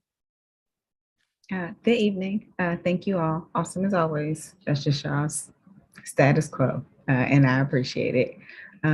Two things. So first, I also was struck by the mental health stats. I mean, if you look at those numbers one way, you could say at least 75% of the young people you all surveyed don't consistently feel like they have an adult person they can go to. I actually suspect that goes beyond just having a mental health provider in the school. I think that's just a question of like trust. And like, do I feel comfortable that adults are going to listen and respond to me, which is just a larger issue. I have a question, and it's actually about your safe passage. One thing I've heard from some of my schools and some of my providers of safe passage is that there is a desire to have safe passage extend to be a year-round program. I know that wasn't one of your questions, but like given some of the things that you all see needed and see as, and since you all have had so many conversations about safe passage, is that something that you could see as being worth exploring or not? I can answer this really quickly. I think yes. I don't know if y'all remember, but we used to have DC1 cards, which would allow us to get on public transportation, but only for certain hours. And I think it was only Monday through Friday. I appreciated that. But now we have Kids Ride Free card, which is 24/7, 365. It's incredible. I just last night was taking the metro home. It was pretty late. It was like 10:15. And I was so happy that I had the metro because otherwise I would have no way to get home. And it kind of provided the safety for me, but also it was like the only option that I had. And because I have that option and Kid Ride's free, I can now afford it. The issue is sometimes I don't feel that safe taking the metro home at 10:15 at night. So I really do hope that we look at expanding safe passages into a year-round program when I'm not traveling with a group of my peers, because once everyone leaves school at 3:30, the metro is probably going to be packed with people you know. Later at night in the summer, probably not. So I think we should explore that.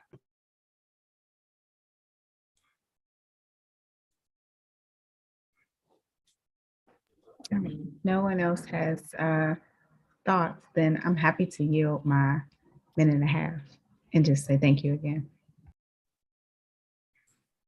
Thank you, Vice President Thompson. President Sutter, we'll end with you. Thank you. Thank you all for this presentation. Thank you for the work that you did to get the survey out there. And thank you for the way in which you characterize the results. I liked reading the report and getting even some more details. So I would encourage members of the public who have not looked through the report to do that. I did want to ask a question. Thank you for sharing the question format, Representative Bernstein. I liked in the mental health section, you had multiple choices on question 8, which is where you noted that 20% of students mentioned that having a trusted adult would be helpful. And there were some other things there like more one-on-one support or resources known, promoting and having more conversations about mental health. And then the other where you explained some of the responses. I'd love to know both from the survey and then conversations you all had in looking at the data and putting it together, what could the adults in our schools and in our policy spaces be doing better to improve the kinds of conditions for young people where you all do feel heard? Is it different adults? Like I like the recommendation about a mental health provider, but I feel like there's a lot there that adults in your lives could be doing that we are not. I have the results of the survey up. So if someone wants to answer what they think, and then I can share the specific results that students shared with us. I think, I mean, and this is a thought. I think that over the pandemic, when we turned into distance learning, and that the 2020 and to 2021 school year, it was harder for students to build relationships with the adults in the building because it was through a camera. So I think that was somewhere for like going back to trust a little bit. It was harder to form relationships, and then so we had like the lower grades, 9th and 10th graders who had never been, at least for high school, who had not been into the building before, and they were just meeting their teachers in person. So it was harder for them to build relationships. And I think even for you know, the upperclassmen for 11th and 12th grade, it was still hard to build relationships with their new teachers, and it's harder to build the bond like that. So I think there's like Representative Thompson said, there's something deeper to that than just building relationships. So yeah, that was my thought. And I can share the specific results of the survey. It was basically, a lot of it was all of the above, like we need all of these, which the options were more one-on-one support, make the resources known, have my parents know about the resources, more resources in multiple languages, promoting and having more conversations about mental health, having a trusted adult. Another one was stop calling students lazy or procrastinators without knowing why they may be in that dormant state, which this is personally, I can attest to that. I know this year when I was struggling, one of the first things that I was struggling with was completing schoolwork, because when you don't feel like at your mentally best, it gets really difficult to rationalize doing schoolwork. And some people responded with, well, you know, we can't give you an extension because in the real world, you're not going to get extensions. So I think that sometimes one of the things that helps is having a trusted adult who is a teacher who will grant you a little leeway, give you an extension, support you in that way. Because especially for like high school and middle school students, we're still learning to navigate deadlines and things and working within the boundaries of completing work, but also keeping ourselves mentally healthy. Thank you so much for that, Representative Bernstadt, and thank you, Representative Lopez, for those comments. I'll just say I concur 100% that I think recognizing our students as humans first and completers of assignments second is an important aspect that I hope all of the adults listening to tonight's call take seriously. Thank you. Representative Chang, I now see that your hand is raised. Thank you. President Sutter's question sparked my curiosity around any stories you've heard from classmates about impactful investments, so positive stories, impactful investments in mental health. Any stories of successful supports and investments on which we should double down? I can do my own personal experience. Last year with my entire school year was virtual, and I was really struggling because my parents were in the process of getting divorced, and of course like the social isolation as well. And in the beginning of the year, I think around mid-September, my mother and I reached out to my school psychologist, and we're just wondering, like, you know, what are like some like affordable options for mental health care for teens? And I was able to arrange weekly meetings with my social worker, and she's like just the most wonderful person. I still see her from time to time, and I think a lot of people don't know that. A lot of people, at least at my school, don't know that we have social workers, but every person that I know that's gone to a social worker has really benefited from it, from like a variety of mental health struggles that they're dealing with. I have not heard one bad story from someone that's sought out that help. Yeah, I can say the same thing. I mean, this isn't from another student, but I've heard this echoed by peers at other schools. My school has a therapist from Mary Center stationed in the building, and Mary Center does sliding scale therapy, or does therapy, and Mary Center is sliding scale, which means essentially looking at your income, you pay what you can. And I know that was really helpful for me since literally my freshman year. And so that speaks to that we need to have mental health professionals who are qualified and accessible. And then also, it was honestly for me having teachers that I felt like I could talk to, because there are definitely times when, there have been times where I needed help. Like I was like, there is not a chance I'm going to pass this class unless I talk to my teacher and be like, hey, I didn't do this work for X reason. Can you help me? And I would have teachers who would just spend time helping me get back on track. And that saved me so much stress, because for students who are really like in the thick of anything but struggling with mental health, it feels so much harder to get out of schoolwork when you're not communicating that issue with your teacher and kind of get out of like a hole you might have been dug into, if that makes sense. So it's just like qualified mental health staff and like teachers who are ready, willing, and able to support their students. And this isn't exactly a story, but I would just add that like one positive from being virtual was just that for certain teachers, I found that it was actually easier to talk to teachers and other adults at the school who had like virtual office hours, that like I knew every, Wednesday at whatever time, like I could just click on the Teams link and talk to the person for 5 minutes, and there was no big deal in seeking that person out.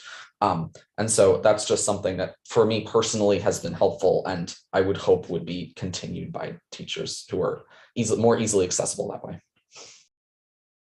Just a couple of comments too. I know that I've heard from my peers when like one of my teachers would do check-ins at the beginning, and so he wouldn't tell us like, oh, we'll do it on a Wednesday or we'll do it this day. They would just be random check-ins during our classes, and sometimes they would be like a class discussion, or there were other times when he would have us write it down in a piece of paper, and he didn't have to read it. We would choose to have him read it or not, but to let him know what we needed help with. And sometimes there are like small things that really impact you and help you a lot. So just they're at a time, but Thank you. Thank you, Representative Chang. President Sutter, I will turn the meeting back over to you. Thank you, Mr. Ju.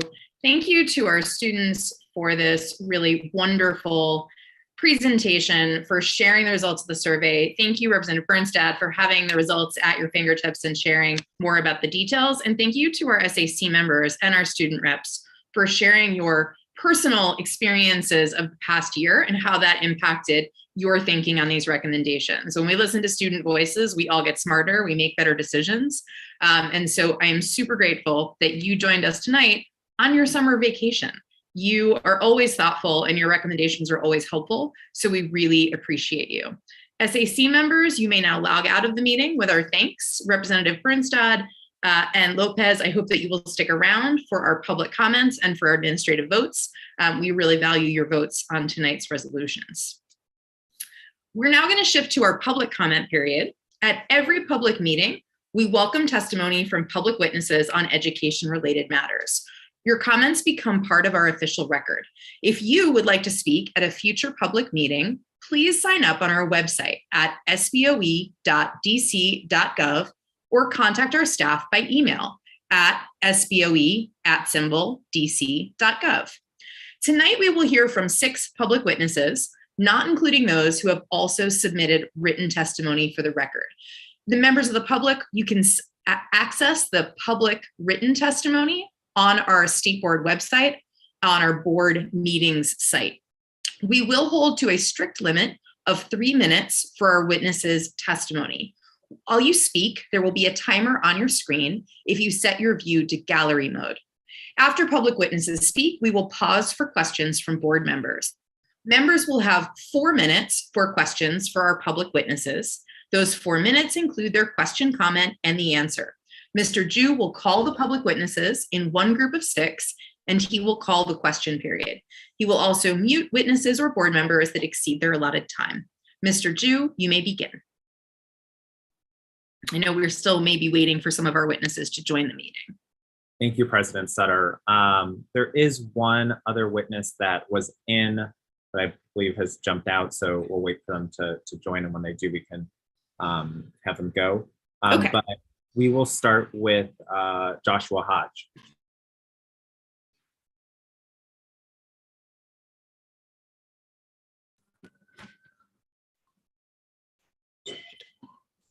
All right. Thank you and good evening, President Sutter, Vice President Thompson, and representatives of the DC State Board of Education. My name is Joshua Hodge, and I'm a Ward 6 resident and public education advocate. I'm testifying on behalf of Education Reform Now DC on the Every Student Succeed Act, State Accountability Plan Amendment. For those of you who are unfamiliar with our work, EARN DC is a nonprofit organization fighting for a just and equitable public education system right here in Washington, DC.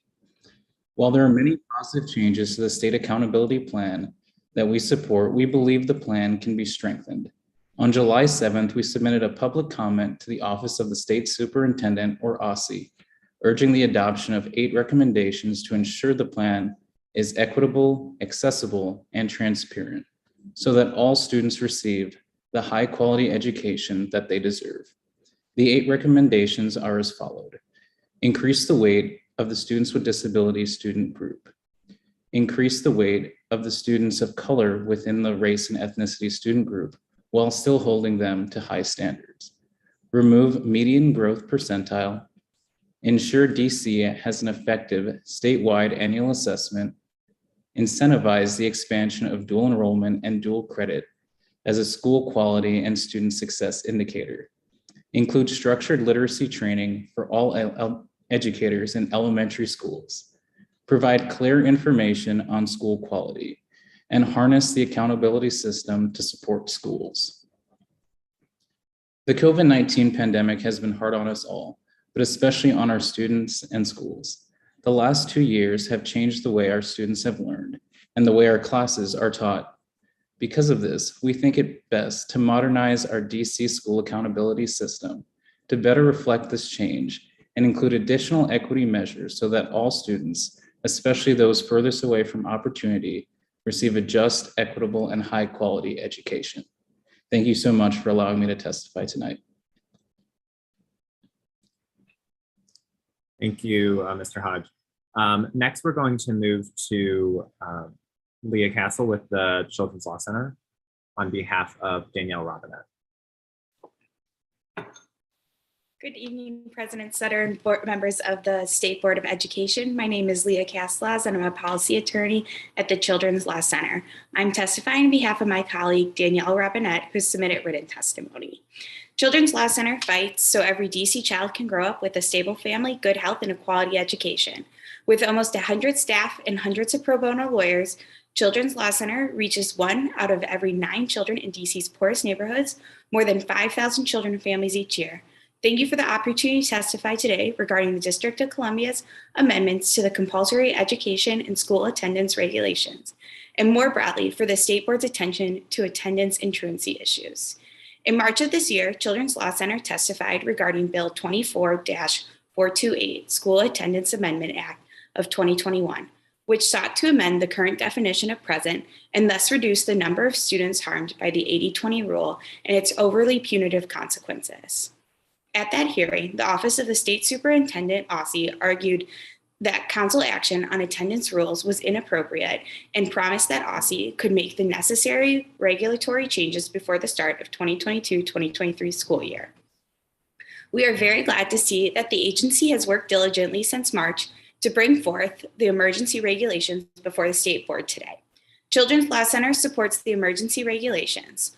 OSSI changes reduce harms caused by the 80-20 rule by amending several sections of Title 5A, Chapter 21 of DC Municipal Regulations. The emergency regulations will minimize the punitive consequences for students and improve schools' abilities to target supports to those students facing the greatest barriers to attendance. Specifically, the proposed regulations create a new definition for present, fully present, and partially present. Together, these new definitions will change the 80-20 rule to a 60-40 rule. A 60-40 rule will be more forgiving to students working to overcome attendance barriers. In doing so, this new rule will mitigate some of the harm by decreasing the number of students who are subject to punitive consequences of the policy. Additionally, the emergency regulations clarify language about when students are to be referred to school-based student support teams, SSTs. Under the 80-20 rule, schools have noted that they face significant administrative burdens and a backlog of SST meetings. These regulatory systems does not allow schools to differentiate between students who miss 21% of the day and those who are completely disengaged and missing altogether, resulting in tens of thousands of SST referrals to schools do not have capacity to meaningfully conduct. The needs of students who miss 5 full school days and a student who is tardy for 5 days are likely quite different. OSSI's proposed regulations address this problem by amending 5A DCMRA 2103.2 to require the students to refer to an SST upon accumulation of 5 full unexcused absences. We would like to thank OSSI for their quick work to amend the relevant regulations and create tangible improvements for the school year 2023. We support the passage of these emergency regulations, and I welcome any questions. I'm happy to share them with my colleague, Danielle. Thank you, Ms. Kappas. Next, can we move to, I apologize with my pronunciation, Mintra Martin. Hi. Good evening. My name is Minitri Martin. I am a Ward 4 resident, former educator, and community organizer for Education Reform Now DC, a nonprofit organization fighting for a just and equitable public education system for all students. Clarifying our attendance policies is an important start to adequately supporting DC public school students with attendance. Therefore, we generally support SR 22-3. However, our attendance policy enforcement and support system for students would be stronger if we had early warning indicators, clarity on certain terms, adequate attendance training, and appropriate staffing for students with attendance issues. We urge OSSI to address these issues described below. 1, include early warning indicators to inform parents of absences in a timely manner at all schools. DCPS and charter schools have a duty to be relentless in maintaining families' trust and keeping students safe. That includes being keenly aware of their daily attendance and taking immediate action to contact parents when students are absent. LEA should adopt solutions for quickly and consistently notifying parents about a student's attendance record. This may include allowing time during professional development days to update parents on the state of their child's attendance, or considering applications or technology that will immediately alert parents when students are late or absent.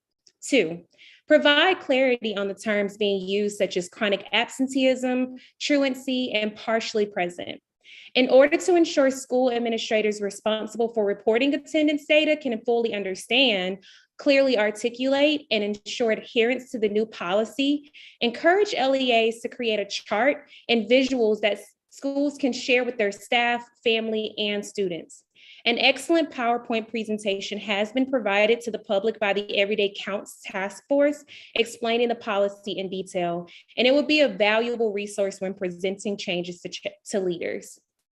3, provide adequate training to teachers on how to report absences.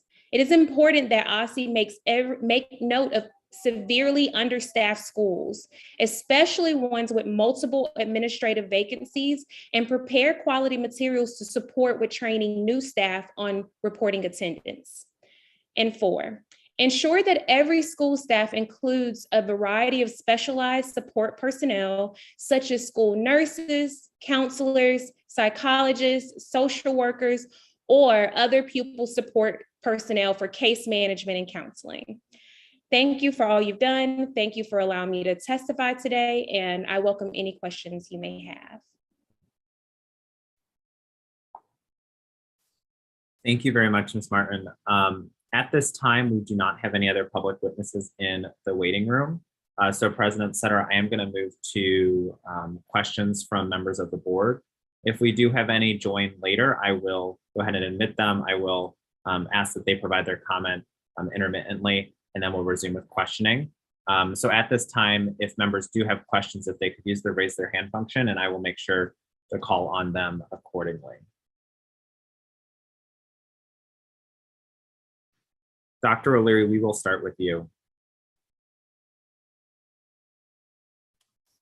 Thank you all for coming. I have a question as someone who's been out of the classroom for 5 years now, but I was in the classroom for much more than that. And the question is, and it's for all three of you, is I'm all for the 80-20 rule disappearing. I was all for it when they made it. But 60-40, is that gonna solve the problem? Because I know that everyone I talked to during the pandemic, there were a lot of teachers that I talked to where students were able to come online like at 9:59 if the class ended at 10 o'clock, and they got credit for being there. And I'm wondering if this 60-40 rule is going to give people a chance to relax when they shouldn't. Does that question make any sense at all? I'd like an answer from somebody. I think, hi, Minitri, I think it makes perfect sense. It's important for us to think about like the times that we're in and being able to meet our students where they are. And I think the 60-40 rule allows that. However, our ultimate goal is to make sure kids are at school for 100% of the day. And we want to eventually get back to that. So I think it's a perfect change for now, but I hope it's not something that we want to lean on for, forever. Thank you. Mr. Hodge, you're nodding your head. You could answer too. I wanted to give Minitra the chance to answer first, but thank you so much, Representative O'Leary. I 100% agree with Minitri in the sense that our ultimate goal should get kids in the classroom 100% of the time. However, meeting the students where they are now is essential to getting them into classrooms themselves. And for not thinking about it from a deficit perspective, and just ensuring that all students and making it as accessible as possible for all students to attend school. Thank you all very much. Representative Gasoy, we'll move to you. Thank you. And thank you all for taking time to be here tonight and for your testimony. First, just a comment from Ms. Martin. I agree that more communication with families is so important, and just thank you for your testimony. Mr. Hodge, I had a question for you. Thank you for your input on how to, your thoughts on improving the accountability measure from an equity lens. Can you speak more about, I think you said one of the recommendations was to remove or to, lessen the weight. Hold on a second. Great timing. On the median growth measure, can you speak more to what that would do? Of course. So thank you so much for that question, Representative Gasoy. So your question was around the removal of median growth. I feel as though we must hold all schools to high standards when preparing our students for life, school, and their career. By using median growth percentage, OSCE focuses on how well a student did or is doing compared to their peers across the district and the country, rather than whether they are growing towards grade level expectations. This change will likely hide where our problem spots are within the public education system by relying on relative rather than absolute growth. So we recommend that OSCE do get rid of the growth percentile and approaching expectations and just the overall median growth percentile itself, as it focuses too strongly on cross comparatives instead of towards the actual standard expectations.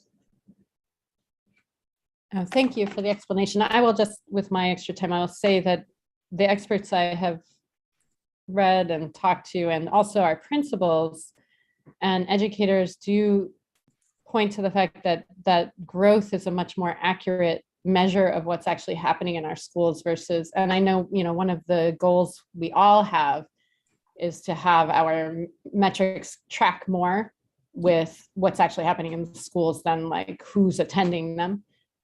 So it's a further discussion for us to have, I think. But thank you. And again, thank you for your testimony. Of course, Representative Gasoy. Thank you, Representative Gasoy. Vice President Thompson.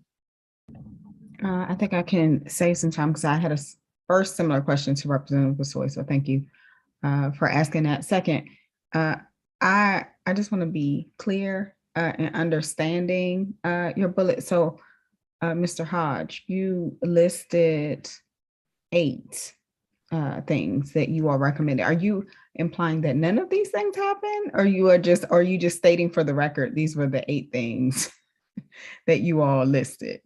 More or less for the record that these are 8 equity metrics that we'd love to see added to the OSSE ESSA amendment. All right, thank you. Oh, and I'm sorry, I have more time. No, I do. I don't have Miss, and I'm gonna mess your name all the way up. Miss C, help me with your last name. But Miss Caslas, yeah, Caslas. Caslas, thank you. I don't have your written testimony, but I do want to thank you for showing up to testify about attendance in particular. And I just want to acknowledge that the Children's Law Center has been on top of this issue consistently over the years. And so thank you all for your advocacy.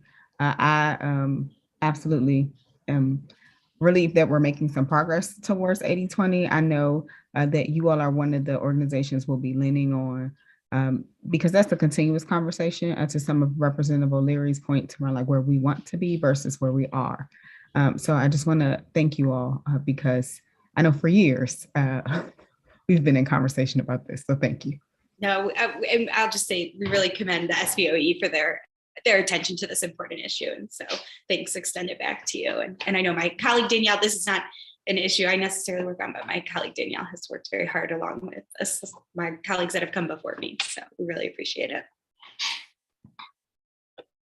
Great. Well, seeing that there are no other public witnesses in the waiting room and there are no other members with questions, President Sutter will go ahead and close it. Oh, Representative Parker. Very quickly, Mr. Hodge, I do want to just follow this thread just to make sure I'm understanding. Is the assertion then by Earn or you that the academic rating and ESSA should solely account for proficiency if you're suggesting that we should strike growth altogether? I wouldn't say that we're trying to strike growth altogether, as we do understand that growth metrics do offer an incredibly valued data point for how our students are doing. However, the focus should be on using these metrics to overall strengthen the plan itself, rather than just solely rely on growth metrics. So itself, we do want growth metrics to still be added to the ESSA state plan. Don't interpret that as just fully removing growth itself. However, just the weights on the median growth percentile is something that we would change. Gotcha. And then thank you all for your testimony. I will follow up offline. Thank you. Thank you, Representative Parker, as well. Yes, thank you, Representative Parker. And as I was saying, such that there are no other public witnesses in the waiting room, and I don't see any other hands from members. President Sutter, why don't you close us out with the questions? Great. Thank you so much, Mr. Chu, and thank you to all of our witnesses for your comments.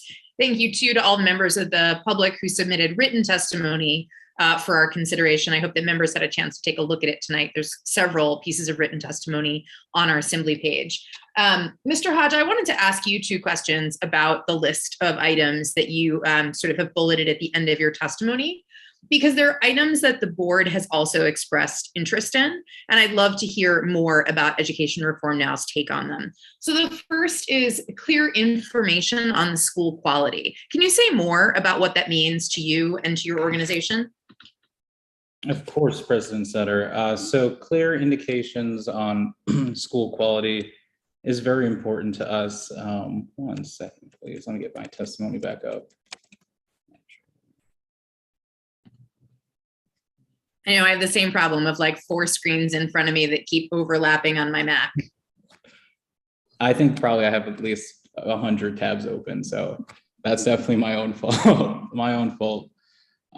So on terms of school quality and student success indicators, one thing we would love to see added onto that as well too is dual enrollment and dual credit. We support the addition of dual enrollment as an indicator and would encourage the addition of dual credit also. States across the country are moving away from a model of which only affords students with dual enrollment courses for dual credit towards a model, which students are receiving both high school and college credit for. Completing the courses themselves. Too few students are getting dual credit opportunities here in DC, and we are an outlier in this regard. By providing dual credit courses, students have more time to devote to other important college and career activities, and they can treat these dual credit courses more of a part of their core academic experience, rather than just like average academic supplementary enrichment activities. Okay, thank you. The other question I had is about the last note that you make in that bulleted list, which is harness accountability system for supporting schools. And this is something the board has really talked about a lot. Can you say more about what that would look like for you? What does harnessing the accountability system to better support schools look like? Of course, that's actually a great question here. So currently ESSA requires states to set aside 7% of Title I funds for schools identified in either need of support or need of additional resources. And we do not know what's happening with that funding. Further, it's unclear what happens to a school after 3 years of receiving support. To us here at EARN, OSCE should make its action plan explicit so that the public is aware and can play an active role in holding schools accountable for student success. Okay, thank you very much. I appreciate that response. I know it's something that the board is in ongoing conversations with OSCE about. And I heard Dr. Grant mention very clearly tonight the intention to make sure that we didn't include things in the ESSA plan that were state level decisions. This would seem to be sort of right on that edge, right? That we've identified in our ESSA plan that we will provide support, but getting very clear at the state level what that support looks like and being transparent about what schools have received and how is a good push. Thank you very much for that. I will yield the rest of my time. I will thank our public witnesses for coming tonight and for providing testimony. Thank you for sharing your evening with us and for giving us more food for thought on issues of attendance, on issues of our ESSA amendment, making sure that we're hearing from the public on all these matters. Thank you very much. You may leave the Zoom room with our thanks as we move on to our resolutions portion of the evening. Good night, all. Enjoy your summers. As folks are leaving, I'll take this moment to just remind members of the public that the State Board does not have a public meeting in August. So the next time that we will have opportunities for public testimony is in September. We'll mention this again at the close of the meeting, but we always invite members of the public to testify and to sign up to join us. And the next opportunity for that will be at our September public meeting. All right, we are going to move on to the vote portion of our night. We have 4 state resolutions, and for each of the state resolutions, I will look for a motion and a second. This will be followed by Mr. Ju reading each into the record. After Mr. Ju reads the resolution into the record, I will turn to our student representatives to share the Student Advisory Committee statements regarding the resolutions. For each resolution the State Board puts forth, we ask our Student Advisory Committee to review the resolution and to make a statement, either of support or opposition to the resolution. We also have an equity statement, which goes along with each of our resolutions, and all of those materials are available on our website in our meeting section on a site called Simbly. So if you're members of the public looking for our resolutions and the accompanying documents, you can find our resolutions, the equity statements, and our Student Advisory Committee statements on each resolution there. Once our Student Advisory Committee statements are read, that'll be followed by optional member discussion. We're going to give 2-minute rounds of statements from every member before roll call votes are conducted. Just to give a quick math overview, that's going to be about 2 hours for our 5 resolutions. So we know that 2 minutes may not seem like enough time for folks to say all that they hope to say, but we did advise members ahead of time of that 2-minute time so they could prepare statements and make sure that they could make their voices heard on any statement they wanted to make accompanying their vote on their resolution. We are going to go ahead and begin with SR 22-3, approve the District of Columbia's amendments to the compulsory education and school attendance regulations. Is there a motion? So moved. Thank you, Vice President Thompson. Is there a second? Second. Thank you, Mr. Parker. The motion being properly moved and seconded, Mr. Ju will read the resolution. State Board of Education resolution to approve the District of Columbia's amendments to the compulsory education and school attendance regulations SR 22-3. Whereas regulations for compulsory education and school attendance are codified in Chapter 21, Subtitle A of Title 5 of the District of Columbia Municipal Regulations. Whereas District of Columbia law requires the DC State Board of Education to approve attendance regulations for the district as developed by the Office of the State Superintendent of Education pursuant to the Public Education Reform Amendment Act of 2007. Whereas under the authority of the South Capitol Street Memorial Amendment Act, OSSI proposed to define, quote, presence for purposes of school attendance as being in attendance for at least 80% of the instructional day in 5A DCMR section 2199 on January 4th, 2013. Whereas the state board approved defining, quote, presence, end quote, as attending at least 80% of the instructional day, and the rulemaking was adopted on June 28th, 2013. Whereas the rulemaking became colloquially known as the 80-20 rule, whereas the state board expressed concern with the 80-20 rule in April 2015, and most recently expressed support for changing the definition of, quote, presence, end quote, from being in attendance for 80% of the instructional day to 60% of the instructional day, a, quote, 60-40 rule in March 2022. Whereas on March 11th, 2022, the state superintendent of education testified before the Council of the District of Columbia that she would change the 80-20 rule to a 60-40 rule. Whereas the proposed regulation will allow student support teams to focus their attention on the students that miss entire days of school, whereas local education agencies have begun using routine distance learning and situational distance learning, whereas routine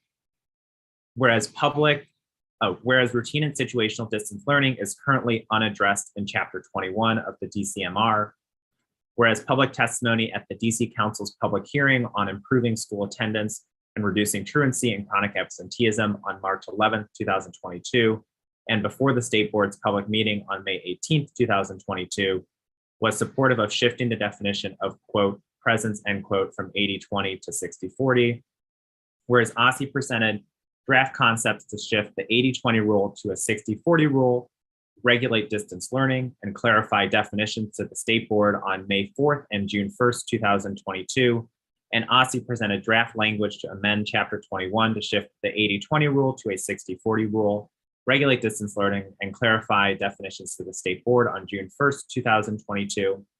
Whereas OSSI, in addition to engagements with the state board, has engaged in an extensive period of public engagement, holding multiple feedback sessions with LEA leaders, parent-connected organizations, and education advocacy organizations to refine the emergency and proposed regulation. Whereas OSSI will solicit additional feedback on the emergency and proposed compulsory education and school attendance regulations during the notice and comment period, which shall commence with approval of this resolution.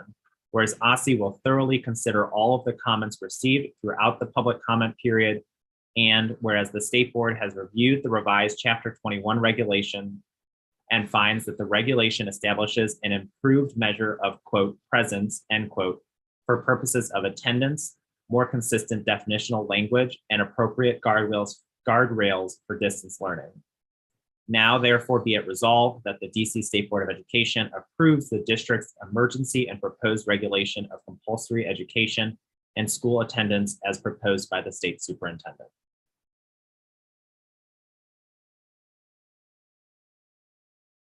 Thank you, Mr. Ju. I turn now to our student representatives for their statement on the resolution. Thank you. In response to the SR 22-5, establish a two-year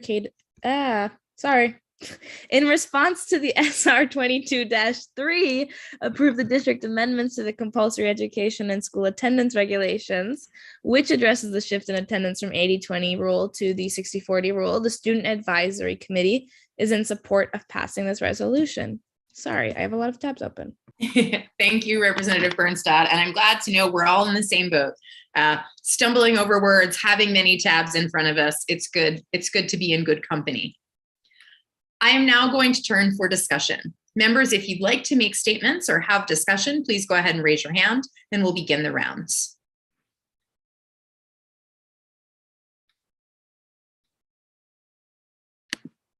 Vice President Thompson. Okay, so I'm going to admit that, I guess I'm supposed to wait until Representative Wattenberg has raised her hand. Is that correct? I'll wait. Okay. Get in. Thank you, Vice President Thompson. We'll defer, and Representative Wattenberg, you may begin. Thank you. First of all, I just want to say many, many thanks to OSSI for bringing this to us and for all the work that I knew it took them to do this. And thanks to my colleagues for working our way through this. I'm very happy it's up. I believe we're all going to vote for it and it's going to go forward. The reason I want to say this issue has been on the table for years. I started my first term in January 2015, and this was one of the first issues that came up. It's 7.5 years later. The council has raised issues about it. We have raised issues about it. And there's a problem with a system where everybody understands there's a huge problem and it takes 7 years to get dealt with. So I'm going to raise it. It's kind of a governance issue where to get something like this fixed, it has to go through multiple agencies and it's not viable. Thank you. Thank you, Representative Wattenberg. Dr. Patterson. I want to commend everyone for working on this and for us getting here. I'm hoping that it passes unanimously. As a person who works in school administration, I personally this year worked with attendance.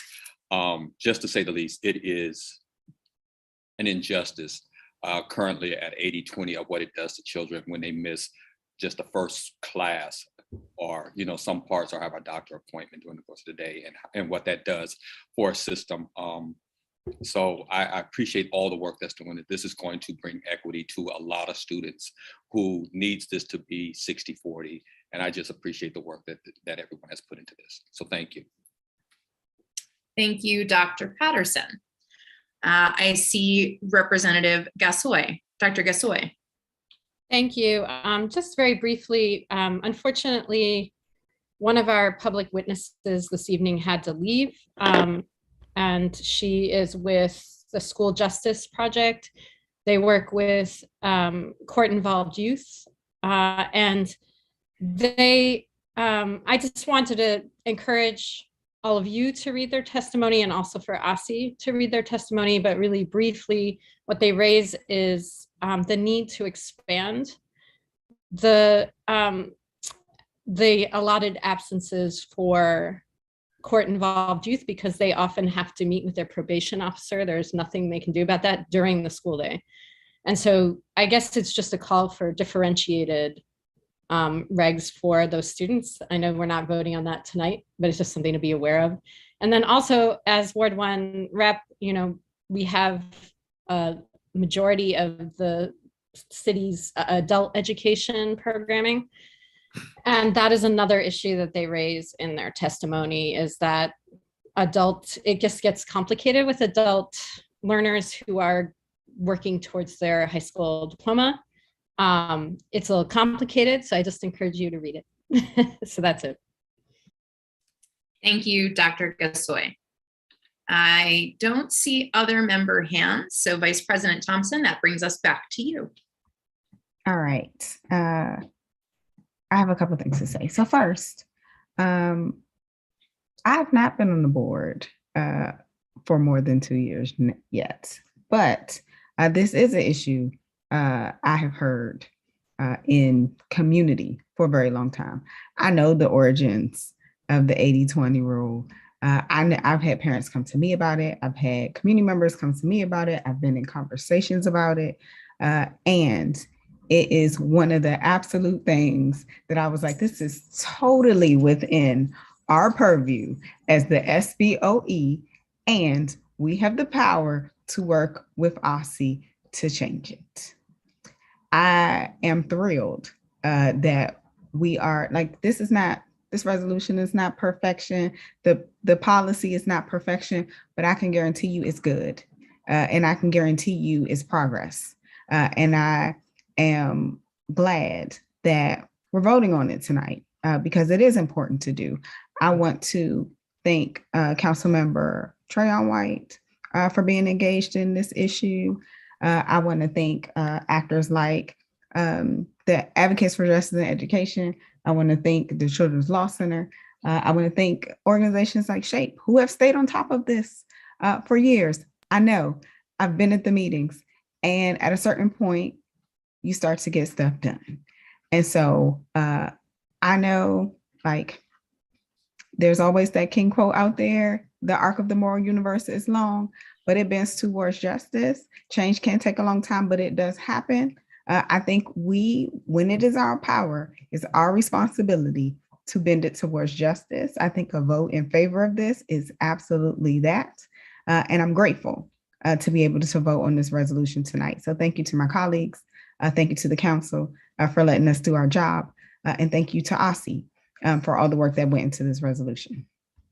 Thank you, Vice President Thompson. I see Dr. O'Leary has raised his hand. Dr. O'Leary. I just wanted to mention one thing about athletes.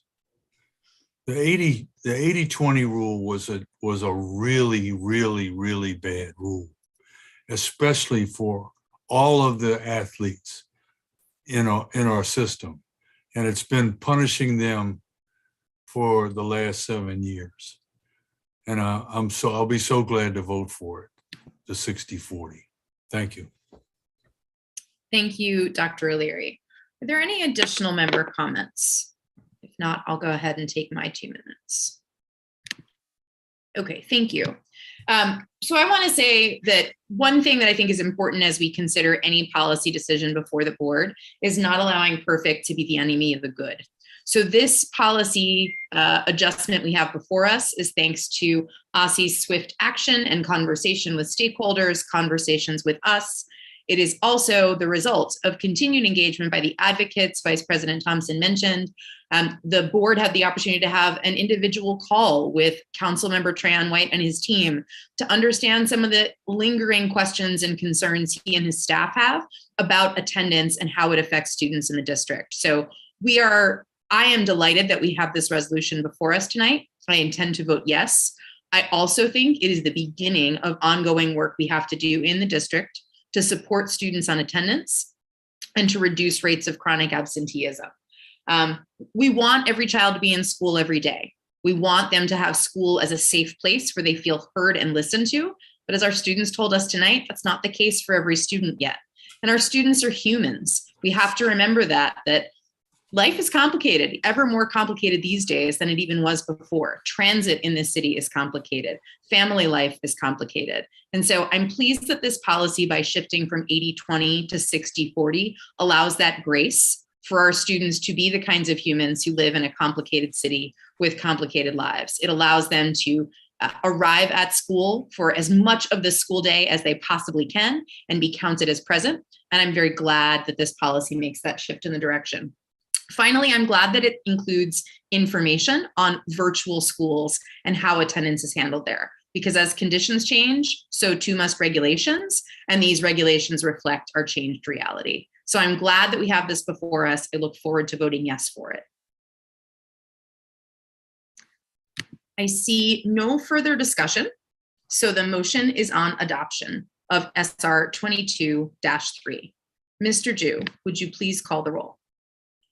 Yes. Representative Lopez. Aye. Representative Bernstad. Aye. Representative Gosoy. Aye. Representative Chang. Aye. Representative Wattenberg. Aye. Representative O'Leary. Aye. Representative Parker. Aye. Representative Reed. Aye. Representative Patterson. Aye. Representative Thompson. Aye. And President Sutter. Aye. The motion passes unanimously. Thank you, Mr. Ju, and thank you to my colleagues. We're moving on to our second resolution of the night. SR 22-4, approve the District of Columbia's State Accountability Plan. Is there a motion? So moved. Thank you, Vice President Thompson. Is there a second? Second. Oh, thank you, Representative Gassoy. The motion being properly moved and seconded, Mr. Ju will read the resolution into the record.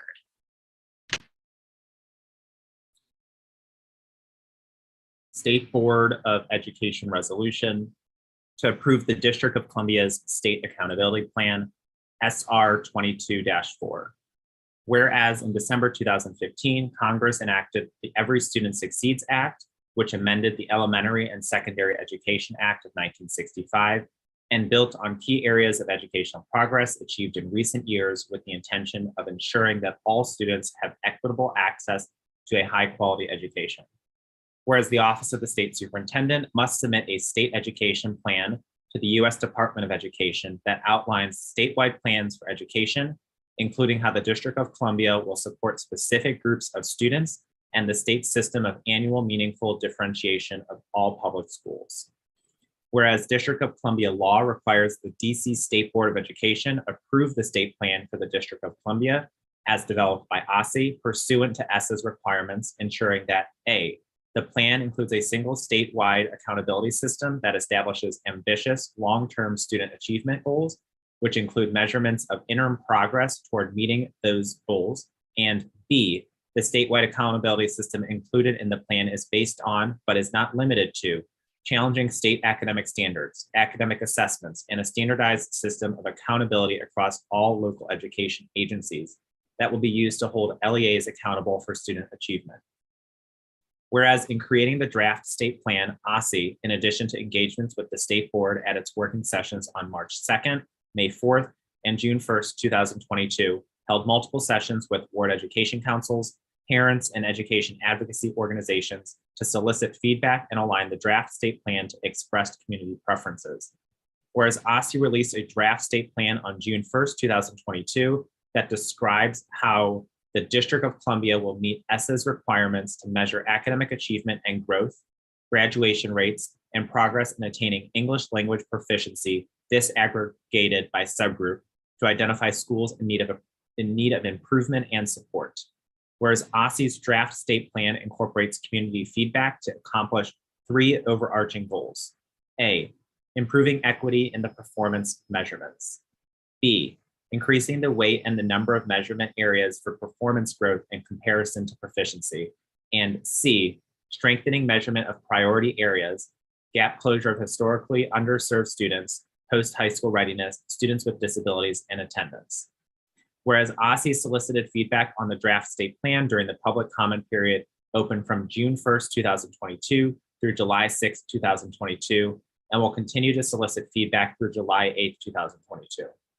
Whereas OSSE thoroughly considered all the documents received throughout the public comment period, whereas OSSE, upon approval by the state board, will submit the state plan to the United States Department of Education in July 2022 for approval, whereas OSSE will then be able to provide LEAs, schools, and stakeholders with clarity on how school performance will be measured at the start of the 2022-23 school year and provide for effective implementation of the new system.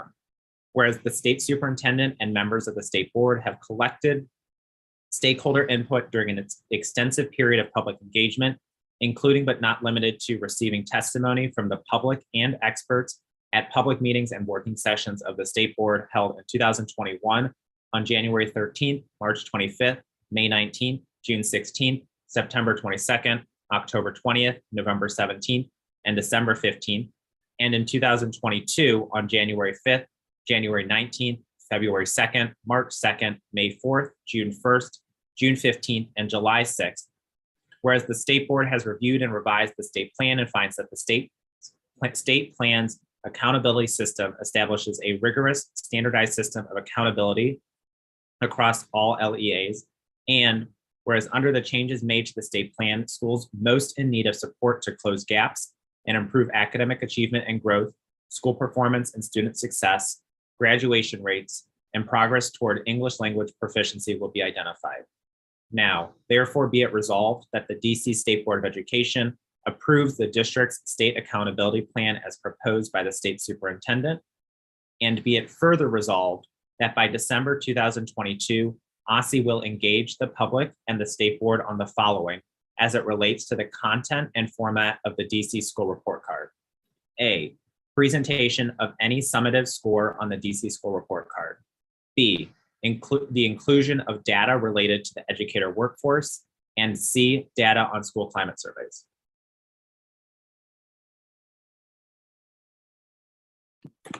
Thank you, Mr. Ju. I turn now to our student representatives to read their SAC statement on the resolution. Yes. In response to the SR 22-4, approve the District of Columbia State Accountability Plan, the Student Advisory Committee is in support of the passing of this resolution. Thank you, Representative Lopez. Is there a discussion? Members, if you have statements, please go ahead and use the raise your hand function, and we'll go ahead and call the rounds.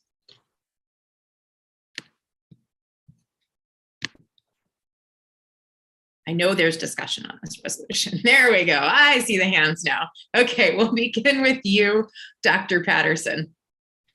I was really trying to let some other individuals go first. I think I'll let our co-chairs go first. It seems fair. When I think about this particular resolution, I go all the way back to in 2017, I was sitting in a class with 19 other principals, both charter and DCPS. And we were working on this, and they had just gotten a kind of a briefing on what the STAR report card was going to look like, everything. And they came into the class, and I was sitting there at Cardoza in their auditorium, and it's like, Jacques, this is going to kill us. This is just horrible. This is bad. I was on the task force at that particular time, and they told me about all the problems that was with it. Fast forward a little bit further. Before I even got ready to run for this position, I sat down with my first co-chair, Ruth Wattenberg, at a Starbucks, and we talked about how much we wanted to correct this. And then she went to work, and we went to work on trying to get that improved. And I'd so appreciate all the things that she brought to this. Then we go another year, and I go to my next co-chair, Emily Gasoy, and we worked very hard for this. A long time has gone into this. I want to commend everybody who has put work into this. It has not always been easy. There has been contention. There has been disagreement, but we've made progress. That's what we've done. We've made it more equitable. We brought the issues up about growth. We've worked, in spite of some of our differences, to come to a resolution that I think is fair and moves us in the right direction, that is responsive to the people who asked us to work on this particular issue for the last 18 months that I've been part of the State Board of Education. And I just want to thank everybody. And I want to also, in closing, say, I don't think this could have been done with any other OSSI group. I think the group at OSSI and Superintendent Grant really provided the opportunity to make sure that we get to this point where I get to vote yes on this particular amendment, this resolution. And I just commend everyone who put in so much work and time into this. Thank you. Thank you, Dr. Patterson. Dr. Gasoy, can we restart the clock, please? So Dr. Gasoy has her full minutes. Thank you. Thank you. Appreciate that. So like Dr. Patterson, this goes back for me to, when I was testifying before this board as a parent and as an educator, to have a plan without rating our schools. And so I come to this vote with, I would say, mixed emotions. On the one hand, I think that this amendment really does make some important improvements. And as has already been mentioned, there's more emphasis on growth, yay. I think the shift in student weights is meaningful. I've had conversations with my principals, and they think that this is overall an improvement. I will say that I am wary for several reasons. One, and this is the most important one, I think, is that while OSSI has said numerous times that we will not have a star rating, we have not been able to garner an actual commitment from OSSI not to display the rating in a way that will be misleading, not to display it that way. And we were hoping to get that into the resolution. That would have made a big difference. And I just want to emphasize that this is not a question about public engagement, because we should not be engaging the public around displaying the score or whatever it is, the calculation that we get, in a way that's misleading. And it's actually about transparency, because displaying a school score in any format in a way that makes it look comparable to other indicators or without clear labeling is misleading. So I would just say I intend to vote present for this amendment, because without that commitment from OSSI, I don't feel like I can give it a full yes. Thank you, Representative Gasoy. Next, I'm going to come to Representative Parker. Thank you. I'm going to go through this quickly. I've been on the state board under now 3 superintendents. And I just want to acknowledge the changes that I've noticed under Dr. Grant's leadership. It is appreciated, it is recognized, and I think we're only here because of Dr. Grant's leadership. Read within that what you want. And I also recognize that there are many competing interests. And so that is just, I'm going to acknowledge that on the outset. It is often said you can only move at the speed of trust. And I do believe there has been trust built in necessary ways between the public and OSSI, the board and the public, between the board and OSSI, and et cetera. I think to build on that trust, I didn't hear a commitment to engage every 2 years. We will vote on that tonight. I would like to hear a firm yes from OSSI to commit to that. I would want to pick up where Representative Gasoy left off. I think it's fair to distinguish need of support, or for support rather, and school quality, and making clear what the rating actually represents. And I heard a commitment from OSSI tonight to follow through, or to make a pledge to do surveys and using ESSER funding to fund that. And I think following through that and building on all of these things will continue to build necessary trust. I do plan to vote yes. And I just want to make clear what that vote means for me. It is not to say that everything in here is perfect, but it is to say I recognize the progress that we're making. I recognize the competing interests, and that I do think that this accountability system is better than the one we currently have. I still have serious concerns about the student group weights, and notably the lack of shift in the student with disabilities category. I do question where the summative score will be. I do question the look and design. And so again, I would just conclude by saying this is progress, but I do think we need to continue to work to make it better. Thank you. Thank you, Representative Parker. Representative Wattenberg. Thanks.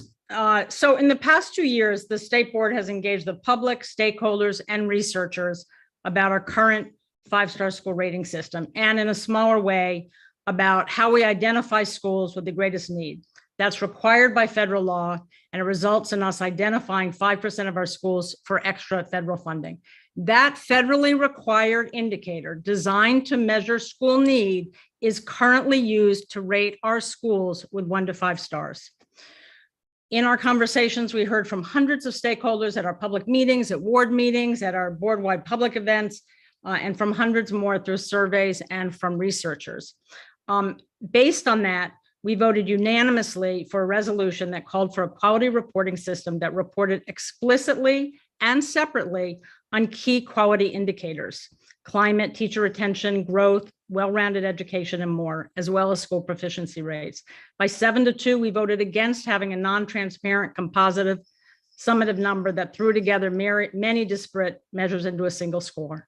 We were clear this quality reporting system should be totally separate from the federal formula used to determine our neediest 5% of schools. We should not mislead people by conflating need and quality, as we have been doing since we adopted the star rating in 2017.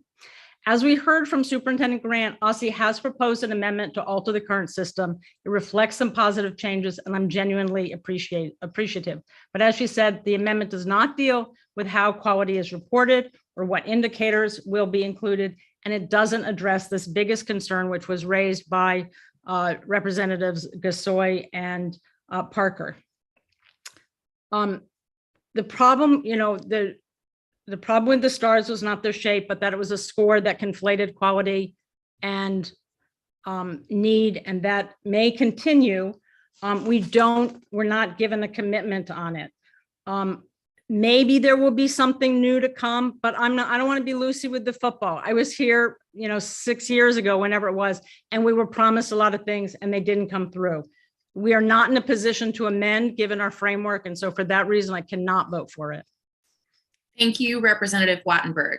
I come to you next, Dr. O'Leary.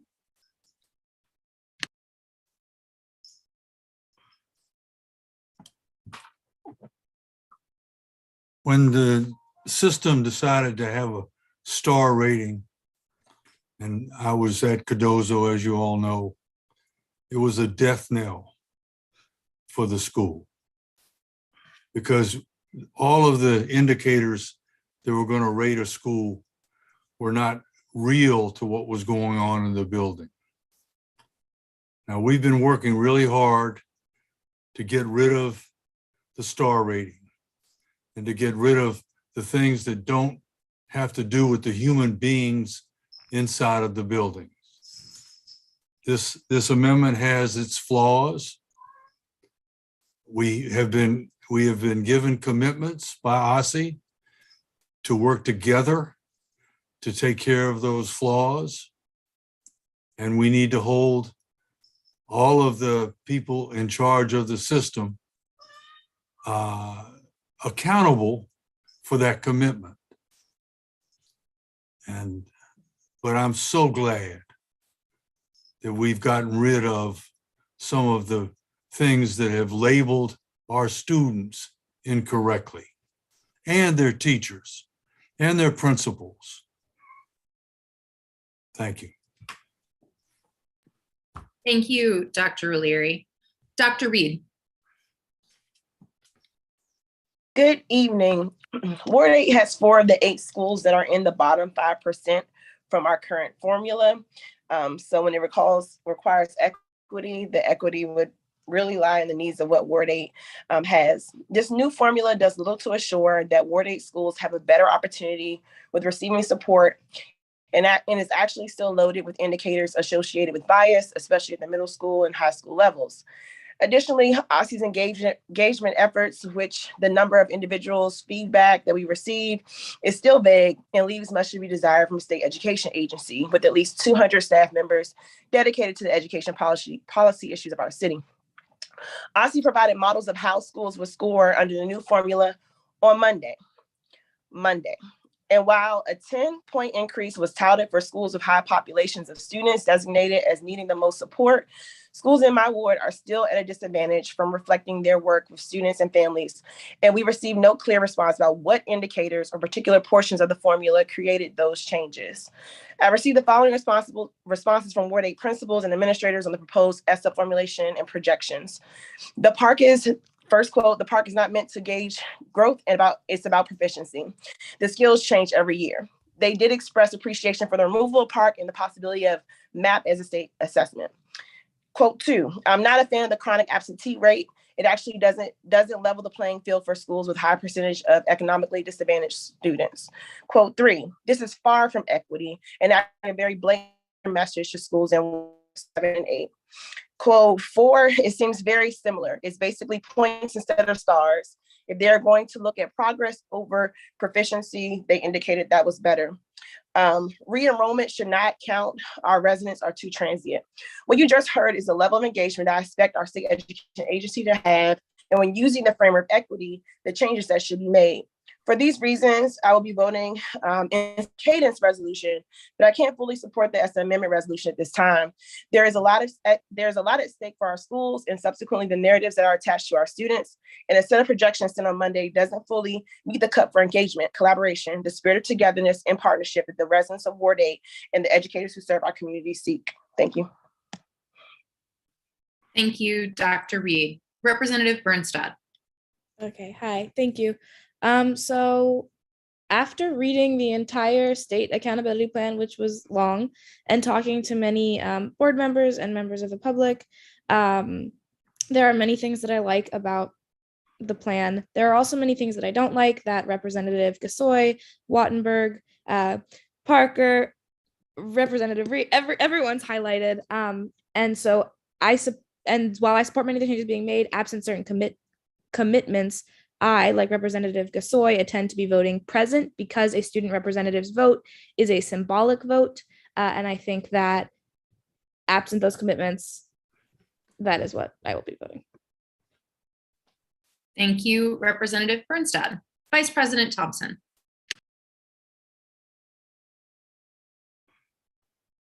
Okay, good evening. So I want to start with saying that I always appreciate progress. And I want to give a caveat about what progress means for me. It means to advance, it means to move forward, and it means creating systems that are higher and better. I think that means we also are always going to have more work to do. I know some of the questions raised, people don't have answers to, and some of them I don't have answers to. And my expectation is that we continue to do our work, to get answers. I expect some of that comes with the commitment to continue to work on the report card. It's one of the reasons I plan to introduce the resolution around cadence, because I truly actually do believe in continuous progress. I heard someone say we're here because of one person's leadership, and I will push back on that a bit because I think we're here together.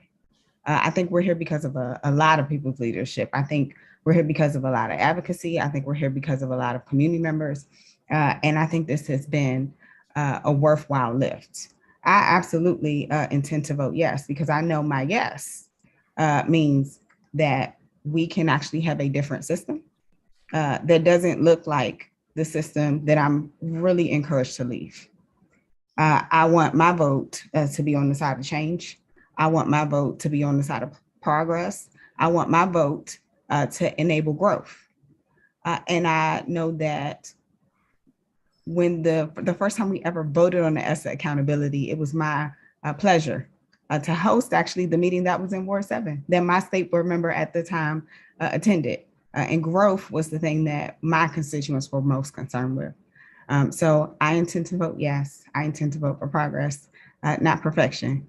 And I thank everyone for their work for many months, for many years, and this evening. Thank you, Vice President Thompson. That brings us to my comments. I don't see any other comments from any other members at this time. So last December, I was not happy with the results of the assessment and accountability recommendations, and I wrote an op-ed. And one of the things that I was really focused on in that op-ed is that I felt like the state board abdicated our responsibility to push for the kinds of things that could change for real equity for our students in our ESSA amendment.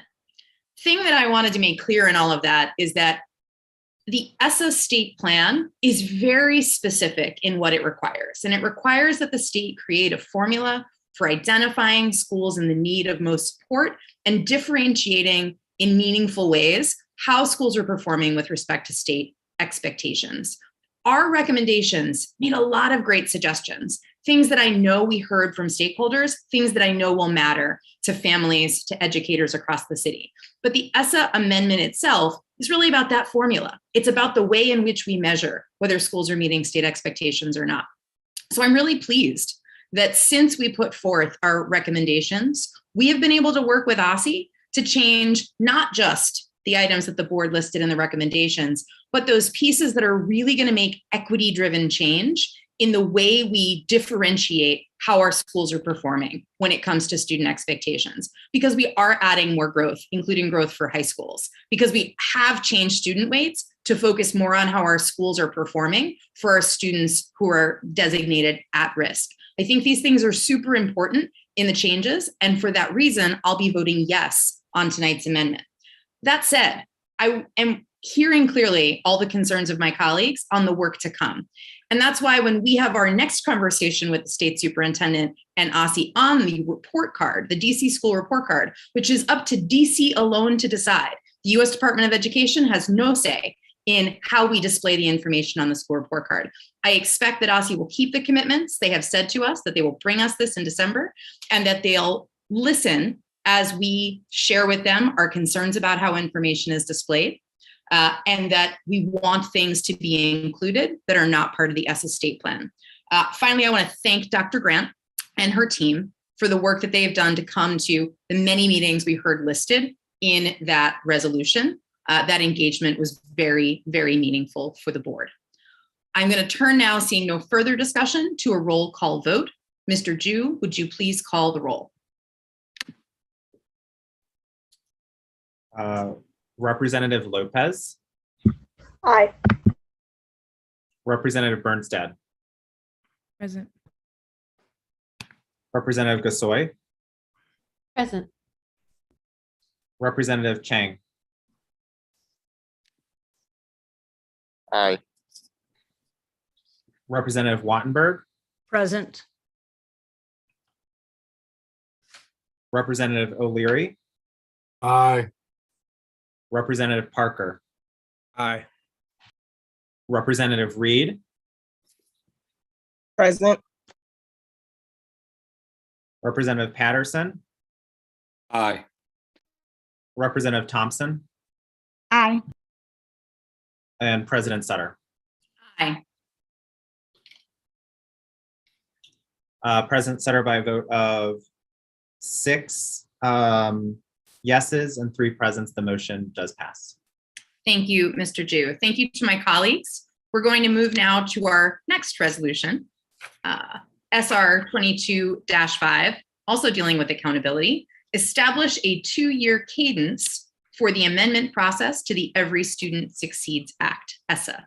Vice President Thompson, would you like to make the motion? So moved. Is there a second? I'll second.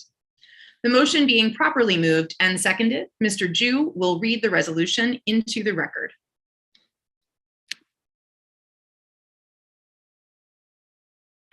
DC State Board of Education resolution to establish a 2-year cadence for the amendment process to the Every Student Succeeds Act, SR 22-5.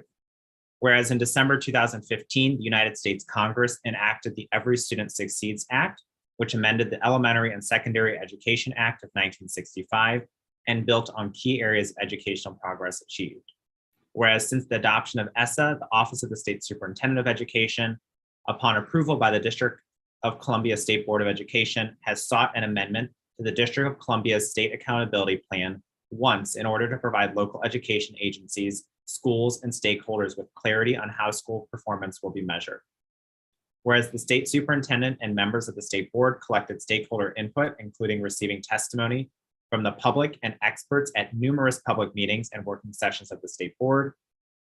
Whereas the amendment process allowed the public to identify opportunities for improving academic achievement, increasing school performance and student success, graduation rates, and progress towards English language proficiency. Whereas the state board recognizes OSSI's commitment to equity, rigor, and transparency as expressed in its foundational principles that serve to guide revisions to its accountability framework. Whereas the state board appreciates many of the decisions informed by stakeholder input that went into the amendment, including striving for valid and equitable metrics in the annual meaningful differentiation of schools, eliminating the school transparency and reporting, star rating, and explicitly replacing PARCC language with statewide assessments. Whereas the spirit of continuous improvement is necessary to move towards educational equity as a practice and an outcome. Whereas each year brings new insights from within the District of Columbia and across the country that serve to advance future improvements to the statewide accountability system. And whereas the state board and OSSI do not have a regular cadence for engagement and amendments related to the District of Columbia State Accountability Plan, and both can make a conscious, deliberate decision to continuously invest and focus on improving our accountability system on a regular basis. Now, therefore, be it resolved that the DC State Board of Education requests OSSI establish a consistent process in partnership with the state board to initiate any possible amendment process, not necessarily to revise the SS state plan, but to check in and discuss accountability developments at least every 2 years. Thank you, Mr. Ju. I turn now to our student representatives for the SAC statement on this resolution. Thank you. This is the one that I accidentally read earlier. In response to SR 22-5, establish a 2-year cadence for the amendment process to the Every Student Succeeds Act. The Student Advisory Committee is in support of passing this resolution. Thank you, Representative Bernstad. It was just as good the second time around. Is there discussion on this resolution? Members, if you'd like to make statements, please go ahead and use the raise your hand function.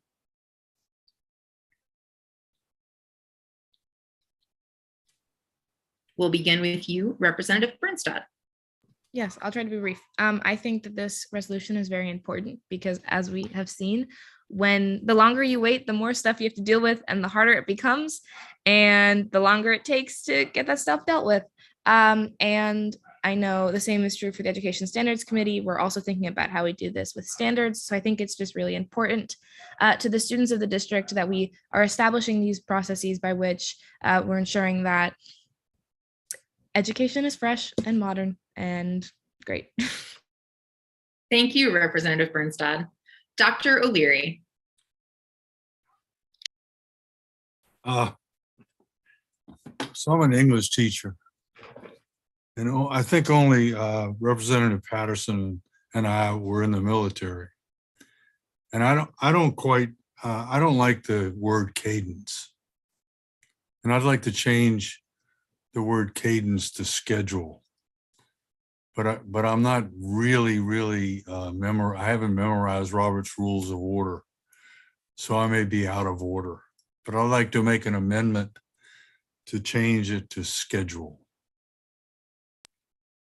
Mr. Ju, we discussed the process for amendments. So shall we consider this? I would welcome considering this a friendly amendment as the person who seconded the resolution, but I need to see if Vice President Thompson, as the person who moved the resolution, would welcome that as a friendly amendment. I would, given I have not been in the military, nor am I an English teacher, and I absolutely respect and appreciate Representative O'Leary's guidance on such matters. So this is considered a friendly amendment. Mr. Ju, we're turning to you for guidance. Yeah, I think we can consider this a friendly amendment or just a technical grammatical change that we'll be making on the back end. So I don't think there needs to be anything done beyond that. Okay, before moving on to any further comment from Dr. O'Leary or any further comments, are there any members who would object to this change? Okay, seeing none. Dr. O'Leary, do you have further to say? I have nothing else to say. Thank you, Dr. O'Leary. I'll turn then to Dr. Patterson. I think, and I can't say it as eloquently as Representative Parker said, but he said we can only move as fast as trust, I believe. And that's why I support this part of the resolution, for the simple fact that the speed of trust. Thank you, Representative Parker. I think this goes a long ways in building that type of trust. Again, a number of us have been here numerous years trying to deal with this particular situation with the accountability framework, and there wasn't always trust. And I think Ossie and Dr. Grant, under her leadership, we are building that trust. And I think this allows us to continue to build that trust so that we can get to the destination that we want to with this accountability framework. Again, it's not perfect, but we're making progress.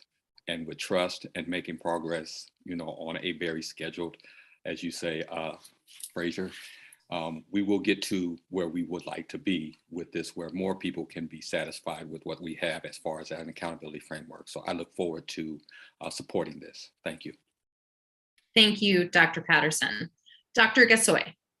Thank you. I just wanted to add that in my conversations with principals in Ward 1, something that came up, a lot came up. And so I am happy for this amendment because I think it will allow that kind of input to be ongoing instead of, in bursts every however many years. So I think it encourages us, hopefully, to ask the folks on the ground more often how this is playing out for them, so that we can do our jobs, which, part of I think one of the most important parts of our jobs is to bring the voices of the direct stakeholders to the policy, right? So one of the things that came up that I thought was really interesting from both a charter school principal and a DCPS principal was that being assessed every year versus, every few years, they thought it would be more accurate actually if schools were assessed every few years. There were just a lot of really interesting suggestions also that this should be a pilot, this new amendment, and we should see how the scores shake out. We saw the modeling, but let's see how it actually shakes out for schools. I know we can't do that because of federal law, but I think my point is just that I think we do need to hear more often from the folks who are actually in our schools, who are the ones who have to make this work. And I think that this amendment, if it passes, if OSSI agrees to it and it happens, that is a step in the right direction. So I was a little muddled, but you get my drift, I hope. Thank you, Dr. Gasoy. Vice President Thompson. So I'm hopeful. I'm optimistic. My colleagues will vote for this resolution. I put it forward because I truly actually do believe in the spirit of continuous improvement. I believe, and I believe in equity. I also believe that's a path and that's a process. I can say that I don't know what I don't know, but I know I have a commitment to learn. And I think when you learn and you know better, you do better. I expect that in 2 years from now, 4 years from now, there are things that we will know that we didn't know today, that we couldn't accomplish today. And I think it is our responsibility and should be our commitment, along with OSSI's, to continue to build a more perfect accountability system. No, this is not the only thing we have to do, but it is one of the things we should do well. And so I think it is absolutely important. I think it's absolutely a step in the right direction. And I will extend my optimism to say it's also something that our sister office, OSSI, will welcome because as it was said earlier, they have been committed to partnering with us. And so I am grateful that this is something that we can consider this evening. I'm grateful that I have the opportunity to continue to do my job and create a more perfect accountability system. And I look forward to be able to, if anything, add more things that will get us toward equitable education outcomes. Thank you, Vice President Thompson. Seeing no further discussion, I'll offer my comments. I do not share Dr. O'Leary's concern about the word cadence. I'm a cyclist, and high cadence is a good thing. The better cadence you have, the faster you're going, the more efficiently you're moving. But I think schedule more effectively describes what I think we all aim to do here. Because I know, like many of you, my life is driven by my schedule. If it is on my calendar, I know it needs to be done. There's not a question, it's simply present there.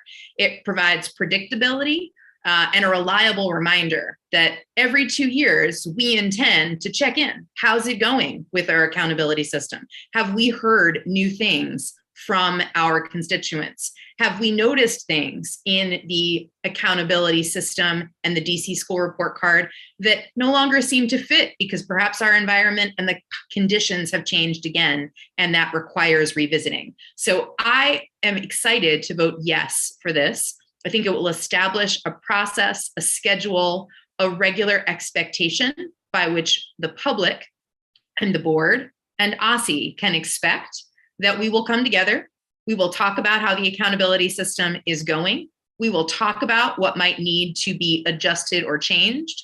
We will hear about data received from pilots like the school climate survey Dr. Grant spoke about using ESSER funds to pilot in the 2023-24 school year. All of those kinds of things will simply become part of the process of what the board and OSSE do together. So I appreciate Vice President Thompson for suggesting this resolution, and I'm delighted tonight to vote yes for it. Seeing no further discussion, Mr. Ju, would you please call the roll? Of course, Representative Lopez. Aye. Representative Bernstead. Aye. Representative Gasoy. Aye. Representative Chang. Aye. Representative Wattenberg. Aye. Representative O'Leary. Aye. Representative Parker. Aye. Representative Reed. Aye. Representative Patterson. Aye. Vice President Thompson. Aye. And President Sutter. Aye. The resolution passes unanimously. Thank you, Mr. Ju, and thank you to my colleagues. Next up is SR 22-6. We are stepping away from accountability to another issue of importance to the board. Recommendations related to allegations of sexual assault and abuse in schools. Dr. Reed, would you like to make the motion? So moved. I will second this resolution. The motion being properly moved and seconded, Mr. Ju will read the resolution into the record. State Board of Education resolution, recommendations related to allegations of sexual assault and abuse in schools, SR 22-6.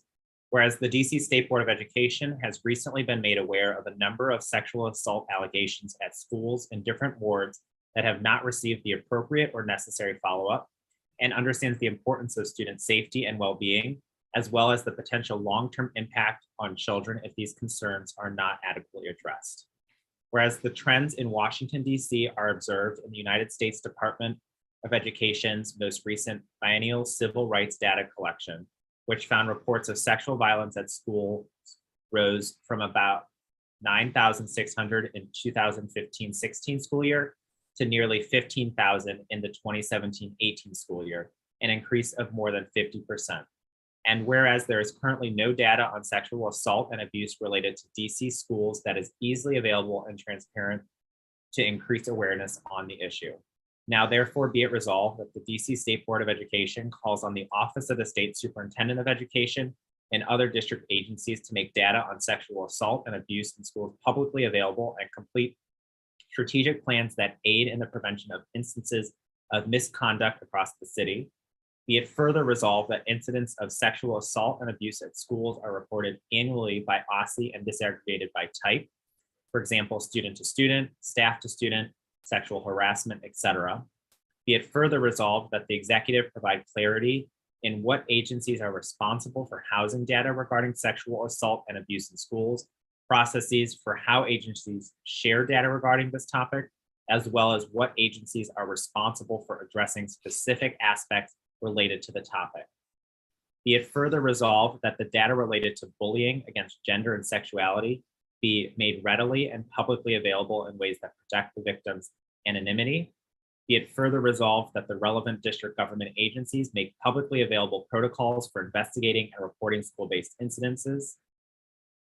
Be it further resolved that frontline supports in communities, including the offices of members of the Council of the District of Columbia, Office of ANCs, community organizations, and individuals who may interface with children and families should be aware of and follow protocols for reporting concerns, including contacting the Child and Family Services Agency by calling 202-671-SAFE and the DC Metropolitan Police Department, then notifying the school principal or designated staff about the concern. Be it further resolved that the innovations that support anonymous reporting, including technological solutions, cellular and web-based apps, and other mechanisms that provide protections for students to report should be put in place. Be it further resolved that agencies provide clarity on available wraparound services for students who may be victims of sexual assault or abuse in school settings and should be proactively providing those services, including relocation of schools, mental health supports, and other general wellness provisions. Be it further resolved that schools and other relevant agencies expand their trainings on mandated reporting and sexual assault in schools to expand staff's knowledge of and ability to support preventing instances of gender and sexuality-based harassment and create supportive environments regardless of gender or sexual orientation. Be it further resolved that the DC State Board of Education, its agency partners, and the Council of the District of Columbia convene a roundtable to gain clarity on available data and a deeper understanding of what sexual assault policies are already in place at and in district government agencies, how cases are typically handled, the procedures for reporting, and what resources and supports are available to students and staff. And be it finally resolved that the DC State Board of Education generates a final report from our findings related to the topic and any concrete next steps on this topic. Thank you, Mr. Ju. We turn now to our student representatives for the SAC statement on this resolution. In response to the SR 22-6, recommendations related to allegations of sexual assault and abuse in schools, which recommends possible steps to handling sexual assault allegations and abuse in schools, the Student Advisory Committee is in support of the passing of this resolution. Thank you, Representative Lopez. Members, is there discussion? If you'd like to make statement, please go ahead and use the raise your hand function and we'll make our way through members. We'll start with Dr. O'Leary. I'd like to publicly thank Dr. Reed for not only beginning this process, but finishing this process. She's been dogged in her pursuit of this very, very important topic, which spreads all over everything that has to do with this city. And I just want to thank her so much for grabbing the bull by the horns and throwing him on the ground, or whatever the metaphor that I've destroyed is. Thank you, Dr. O'Leary. It was definitely a visually rich metaphor. Dr. Gasoy. That's what I was going to say too. And I just want to, I guess, add to that, how this all started was, being responsive, again, to your constituents, working with, I think it was Representative Chang, who also had an issue. Again, I think this is the, up there with the most important work that we do, is being responsive to the folks in our schools, and bringing it to the level of our decision makers. So I just want to applaud you, and for how responsive you've been to all of us and patient. So thank you. Thank you, Dr. Gasoy. Representative Parker. One of our chief responsibilities is to make sure our young people are safe. And we've talked about that a great deal over the years in the context of safe passage, never quite touching on the reality that many of our young people are experiencing harassment, sexual harassment in particular. And we heard our student representatives speak about that, as well as present data earlier that just sheds light on the need for our young people to feel safe. And I think this resolution calls for our city, but especially our education sector, to put in place routines and policies and practices that hopefully will improve some of the data points that we looked at earlier, but also just hopefully make it possible that fewer of our young people deal with the harsh reality that we know is happening each and every day within our schools, in their homes, and in their communities. I want to, like everyone else, just thank Dr. Reed for your relentless focus on this and amplifying the voices of your community, but all of our communities. So thank you. Thank you, Representative Parker. I'm going to come next to Representative Bernstadt. Hi, I'll be very brief. Thank you to Dr. Reed for all the reasons that everyone has already said, and also because I feel that the SAC, when we had Representative Reed join us and talk about this resolution, had one of our best conversations of the year. We got to talk about a lot of different things. And I think that this resolution is incredibly important because not only does it outline next steps, but I think that when there is resolutions behind different things. It puts pressure on schools to follow through. While I would hope that schools follow through regardless, I think that it's important that things like this pass. So yeah. Thank you, Representative Bernstad. Dr. Reed, the floor is yours. Can we restart the clock, please? Oh, I just want to, thank you. I just want to thank the board for entertaining this issue and providing all of your feedback, your stories. I want to thank the ANC commissioner from Ward 6 who provided FOIA information that should truly just be information that our families and our communities should have about the safety of their students.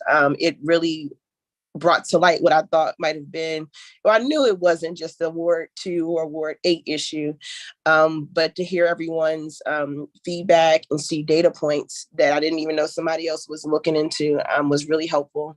And I'm looking for, well, before I close, it's really important for folks to feel our work. And I think this is one of the resolutions that folks feel like the board has heard them. But I'm looking forward to the next steps, which are ultimately changing school climates and making sure that students feel supported wherever they attend school. So I'm looking forward to this resolution passing. Thank you, Dr. Reed. Vice President Thompson. I think the best solutions solve a problem. So always happy to vote for something that solves a problem. In addition to the thanks for Representative Reed, I also want to thank Representative Chang. I want to thank Councilmember Pinto for following up on this. And I want to thank our SAC members for just their candor and their vulnerability. I know I can't imagine we can be good representatives if people aren't willing to be honest with us about what their problems and what their pain points are.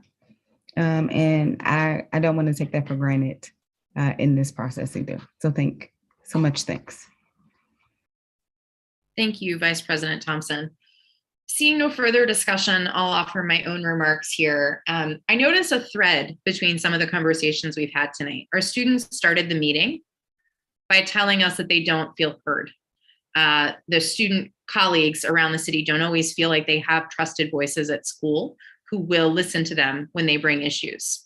We also have talked a lot about the importance of clarity and the importance of predictability. And two things that I think are super important in this resolution that Dr. Reed sponsored is the idea that we need accurate data on what is happening in our schools when it comes to issues of sexual harassment, sexual abuse, and sexual assault. We don't have that information right now. I do want to thank Commissioner Krepp, who FOIA'd information and shared it publicly, but no one should need to FOIA information on whether students can be safe from sexual abuse and sexual assault in their schools. We should have access to information on what has happened. We also need to make sure that that information protects victims. So we have to have clear processes, procedures that all schools know, that all folks who interface with students and families are aware of. And I think that this resolution calling for more data and for more clarity around processes and procedures, where they are posted, how folks are trained on them, is exceptionally important to making sure that we have fewer victims of sexual abuse and assault in our schools. Our victims feel safe in their means of reporting such things, and that our families feel like they have access to the information that they need to understand the climate inside their students' schools. So I thank Dr. Reed for the work that she put in. I thank our students for helping make it better. I thank Representative Chang for bringing issues in his ward to our attention. And I think that this clarity, regularity, predictability, the call for more data, and the call for roundtable will be very powerful to bring this issue to the forefront and make sure it can't be ignored. Mr. Ju, would you please call the roll? Yes, President Sutter. Representative Lopez. Aye. Representative Bernstad. Aye. Representative Gasoy. Aye. Representative Chang. Aye. Representative Wattenberg. Aye. Representative O'Leary. Aye.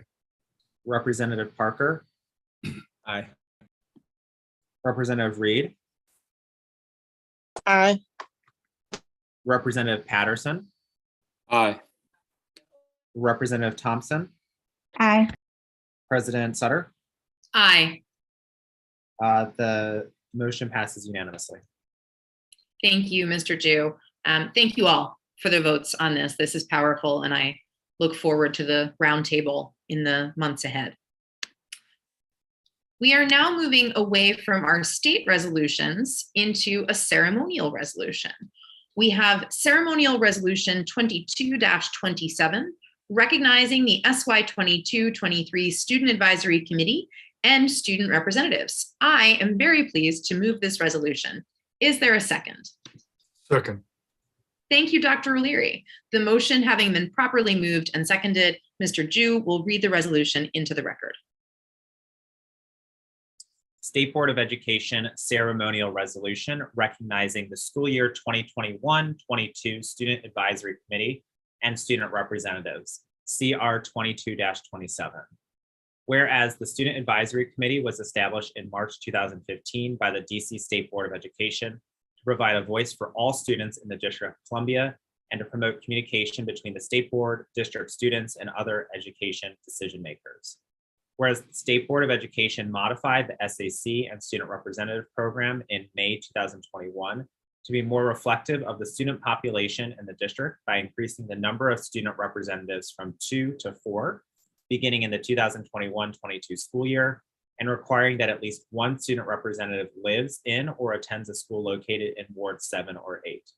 Whereas the 2021-22 SAC is currently led by student representatives Lee Bernstad, a junior at Capital City Public Charter School, Skylee Johnson, a senior at Richard Wright Public Charter School for Journalism and Media Art, and Juliana Lopez, a junior at Columbia Heights Educational Campus. Whereas students of the 2021-22 SAC have met monthly to discuss education policy issues of importance to students in the District of Columbia, convene speakers and presenters to share insights, and engaged with their respective high schools to bring awareness to the work of the State Board. And whereas the 2021-22 SAC has focused its efforts on COVID-19 safety guidelines, student voice in the education standards review and revision process, mental health support, safe passage, and youth vaccination initiatives, including testifying in front of the Council of the District of Columbia's No Shots, No Schools hearing in June, and will present their work to the State Board in an upcoming SAC annual report, which includes recommendations for next steps on these important issues. Now, therefore, be it resolved that the DC State Board of Education extends its gratitude to the 2021-22 Student Advisory Committee for their service and celebrates the numerous accomplishments of the SAC and its 3 current student leaders, Lee Bernstad, Skylee Johnson, and Juliana Lopez. Thank you, Mr. Chu. Members, is there discussion on the resolution?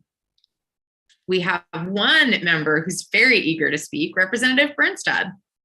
Hi, thank you. Obviously, I am really appreciative of this resolution, and I wanted to shout out Nevaeh Bright, who was a student representative, and Alex O'Sullivan, who was a student representative for half of this year.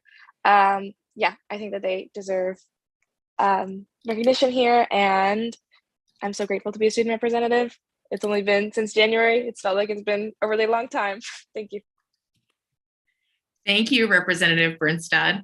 Let me come next to Representative Lopez. Thank you. Just a big thank you for the past year. I think I've learned a lot with every member of the board, and I did also want to give a shout out to Nevaeh Bright, who did help us with the committee for some time, and for Alex O'Sullivan for always helping us out with the meetings at the beginning of the year, and up until now, he's still helping. So, and to other student representatives in past years too for setting up the example. Thank you, Representative Lopez. Dr. O'Leary. There was discussion when we only had 2 members about whether we should have 4 members. I'm so glad that we decided to have 4. I don't think we need to have 6, but four is really good. And it adds so much to us adults on the board. Not that y'all don't act like adults, but the fact that you share what's going on in the schools every day has changed a whole lot of things that we have been doing since the 4 people came on the board. And now you can accept your plaudits tonight, but we got a whole lot of work to do in September. Thank you, Dr. O'Leary. Dr. Gasoy. Well, I was going to recommend that we have a student rep for every adult rep. So, 9, just kidding. But I do just want to thank both of the student reps who are here, Representative Lopez and Representative Bernstadt, and of course, Representative Johnson, who's not here, and especially, I just wanted to say to Representative Bernstadt, thank you for jumping in. Representative O'Sullivan has very big shoes to fill, and I think you've done an amazing job. It feels like, I can't remember the board without you, so, and it's weird that you said it was just since January, like that just seems crazy. And Representative Lopez, similarly, thank you for, I know you were on the SAC, but thank you for jumping in. I know you had doubts about how it would fit into your schedule, but we couldn't do all of this without you. As Representative O'Leary said, your input is just invaluable. And so very grateful for your presence. Thank you. Oh, and also thank you for joining, stepping up and joining our committees. I think that's a huge improvement. It's not quite the word I'm looking for, but it really augments our work is what I would say. Thank you. Thank you, Dr. Gasoy. Dr. Reed.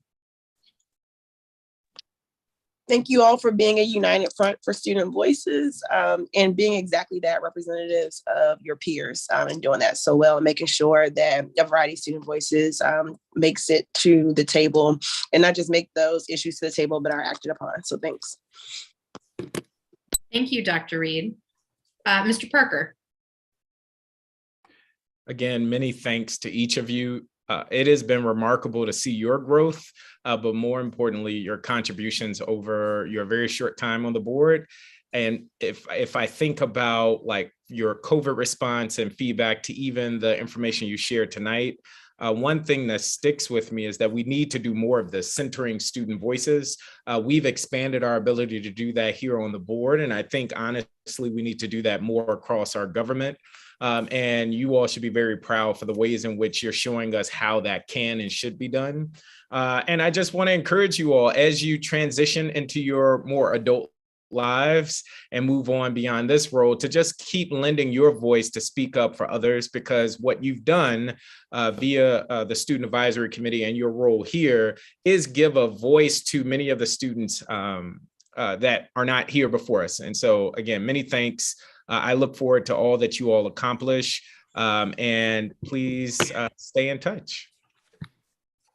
Thank you, Mr. Parker. Vice President Thompson. I just want to say how much I appreciate you all. I appreciate the vigor and the rigor that you bring to every discussion and issue put in front of you. We're not supposed to have favorites, but nobody's gonna judge me if I say y'all are my favorites. I think it was absolutely the right decision to expand the number of student reps on the board. I think it was absolutely the right decision to add you all to committees. I think it was absolutely the right decision to say, hey, adult people, you actually have to go present to the student members before we take any vote. And I don't care what the issue is, because they're going to make it better. I think all of those were the right decisions because of the way you all lean in, because of the perspectives you bring. And I just appreciate you all so much for all of the work, the energy, the time, and quality that you put into this experience. And you make our work better for it. And I think you make us better for it and our city better for it. So thank you. Thank you, Vice President Thompson. So I say this so often when I talk to other adults, but I mean it. And so I'm going to say it again tonight. I think that the Student Advisory Committee is one of the best run meetings I get to go to. It is thoughtful. It is inclusive. It is welcoming. It is well organized. It is focused. And every time I go to your meetings, I leave smarter. I leave joyful. I leave feeling like work got accomplished and people got to speak their mind, and folks who might have said something different than their peers were heard, were listened to, and were addressed with respect. It's a powerful thing and something that too few of us adults get to see in the meetings we go to regularly. So it's one of my favorites. I will also say that one of the things I think is wonderful about this round of student reps that we've had is that you are wholly unafraid to ask for what you think students need and deserve. So you said, can we be on committees? The answer was yes. You said, can we vote in committees? Turns out the answer was yes. When you all advocate for yourselves and you ask for the things that you think you and your student colleagues need and deserve, you are heard, you are trusted, and change happens. So I'm going back to that thing that you found in your survey that hurts my heart to know that not all students are feeling heard and listened to, but I am made better by the fact that our students bring to us things that they need us to listen to. So I just want to tell you how deeply I appreciate you and how you have personally changed me in the fact that now when I talk to folks, I'm always asking like, well, how can we get the students involved? What can we bring students to? I'm lucky enough to have an SYEP intern this summer. She's very involved in student voice and student youth civic engagement. And she came to a meeting with the superintendent to raise all the same issues you all are raising. So it's powerful to me that our students are bringing us so many things and that you all are leaders among your peers. Thank you for your service. Thank you for making us all smarter and better. Seeing no further discussion. Mr. Ju, would you please call the roll? Representative Lopez. Aye. Representative Bernstad. Aye. Representative Besoy. Aye. Representative Chang. Aye.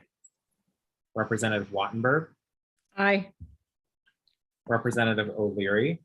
Aye. Representative Parker. Aye. Representative Reed. Aye. Representative Patterson. Aye. Vice President Thompson. Aye. And President Sutter. Aye. The motion passes unanimously. Thank you so much. Congratulations to our student representatives and to our SAC members. We are very excited to welcome a new group of Student Advisory Committee members and student reps for the fall. So congratulations on the conclusion of this piece of your work, though I certainly hope this is not goodbye. And we're very excited to continue work ahead with so many of our students in the future. Members, that concludes our resolutions for the evening, and that brings us to new business. Are there any items of new business or announcements members would like to make? Please go ahead and use the raise your hand function and we'll go through members. Representative Bernstad. This isn't new anymore, but as of this morning, we have Twitter and TikTok accounts. There's nothing on them yet, but there will be. I said it again. I'll say it again. It's DCSBOE_SAC. Get excited for some tweets and please follow us and engage with us. Absolutely. I will say, when we started this meeting, you had 14 fewer followers than you do now. So the word is getting out there. And I hope that members of the public who want student voice on their timeline will go ahead and follow you all. But the volume of your followers is increasing exponentially over the course of this meeting. Let's come to Dr. O'Leary. Schools are closed, but students still need to read. And Mrs. O'Leary's Books for Friends is still rocking and rolling. So please talk to your people and have them get in touch with me, because we're distributing books to the food sites this summer and to the rec centers. Thank you, Dr. O'Leary. We love Mrs. O'Leary's Books for Friends, and I'm glad that they're getting out there again this summer. Vice President Thompson. I have announcement. It's not new business. It's not for, I guess it's for the board. So back to school. It's not time yet, but I do hope people will say the date for August 20th, Saturday, August 20th. Is our next Ward 7 back to school event. I want to thank Representative Patterson, since he's at large, for being one of our partners, along with DCP. I want to say we have DCPS, KIP, Friendship, maybe DC Prep, all of our big LEAs, Rocket Ship. Why? Because we're giving away at least 1,500 backpacks full of supplies, and no shots, no school.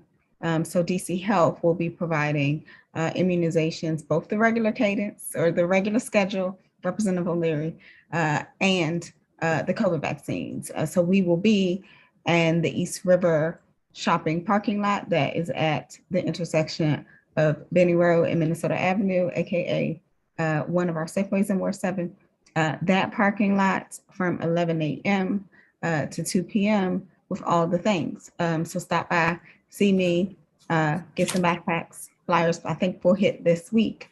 And hopefully make sure you get your shots, make sure you get your free stuff, and make sure you have some fun while you're there. Thank you, Vice President Thompson.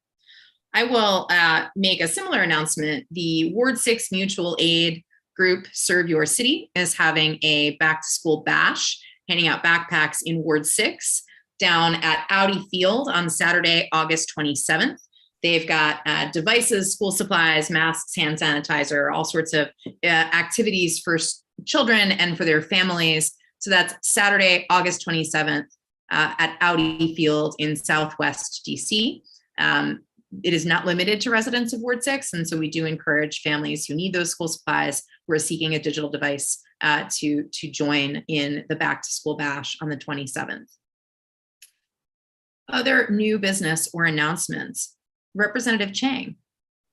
On a similar note, I'm doing outdoor story time on Sunday, this Sunday at Stead Park at 10 a.m.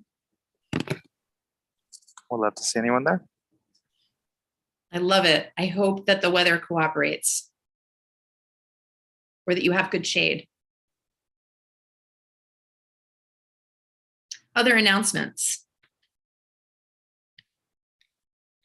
Okay, seeing no further announcements, we are going to move us towards adjournment. I'm going to make just a couple comments on behalf of the board before I entertain a motion to adjourn. I want to thank everyone in the viewing public and everyone who joined us tonight in our meeting for your engagement. As a reminder, the State Board will not hold a public meeting in August. The next public meeting of the State Board will be on September 21st. We do welcome any member of the public to tune in to our August 3rd working session before the State Board takes a short August light break. And we'll be back together again for our September working session on September 7th. We also want to remind all members of the public that the SBOE has an active governance survey, which can be found on all of our social media sites. That survey will remain open until July 30th. If you have not yet taken it or shared it with your neighbors, please go ahead and do so. The board would like to have as much information as possible from members of the public on our questions around education governance in the city. With no further business before the State Board, I would now entertain a motion to adjourn. Is there a motion? So my favorite motion. So moved. Is there a second? Second. Excellent. All those in favor say aye. Aye. Aye. Aye. The ayes have it, and this virtual public meeting of the District of Columbia State Board of Education is adjourned at 8:50 p.m. Thank you all for your votes and your time tonight. Good night. Bye. Thank you.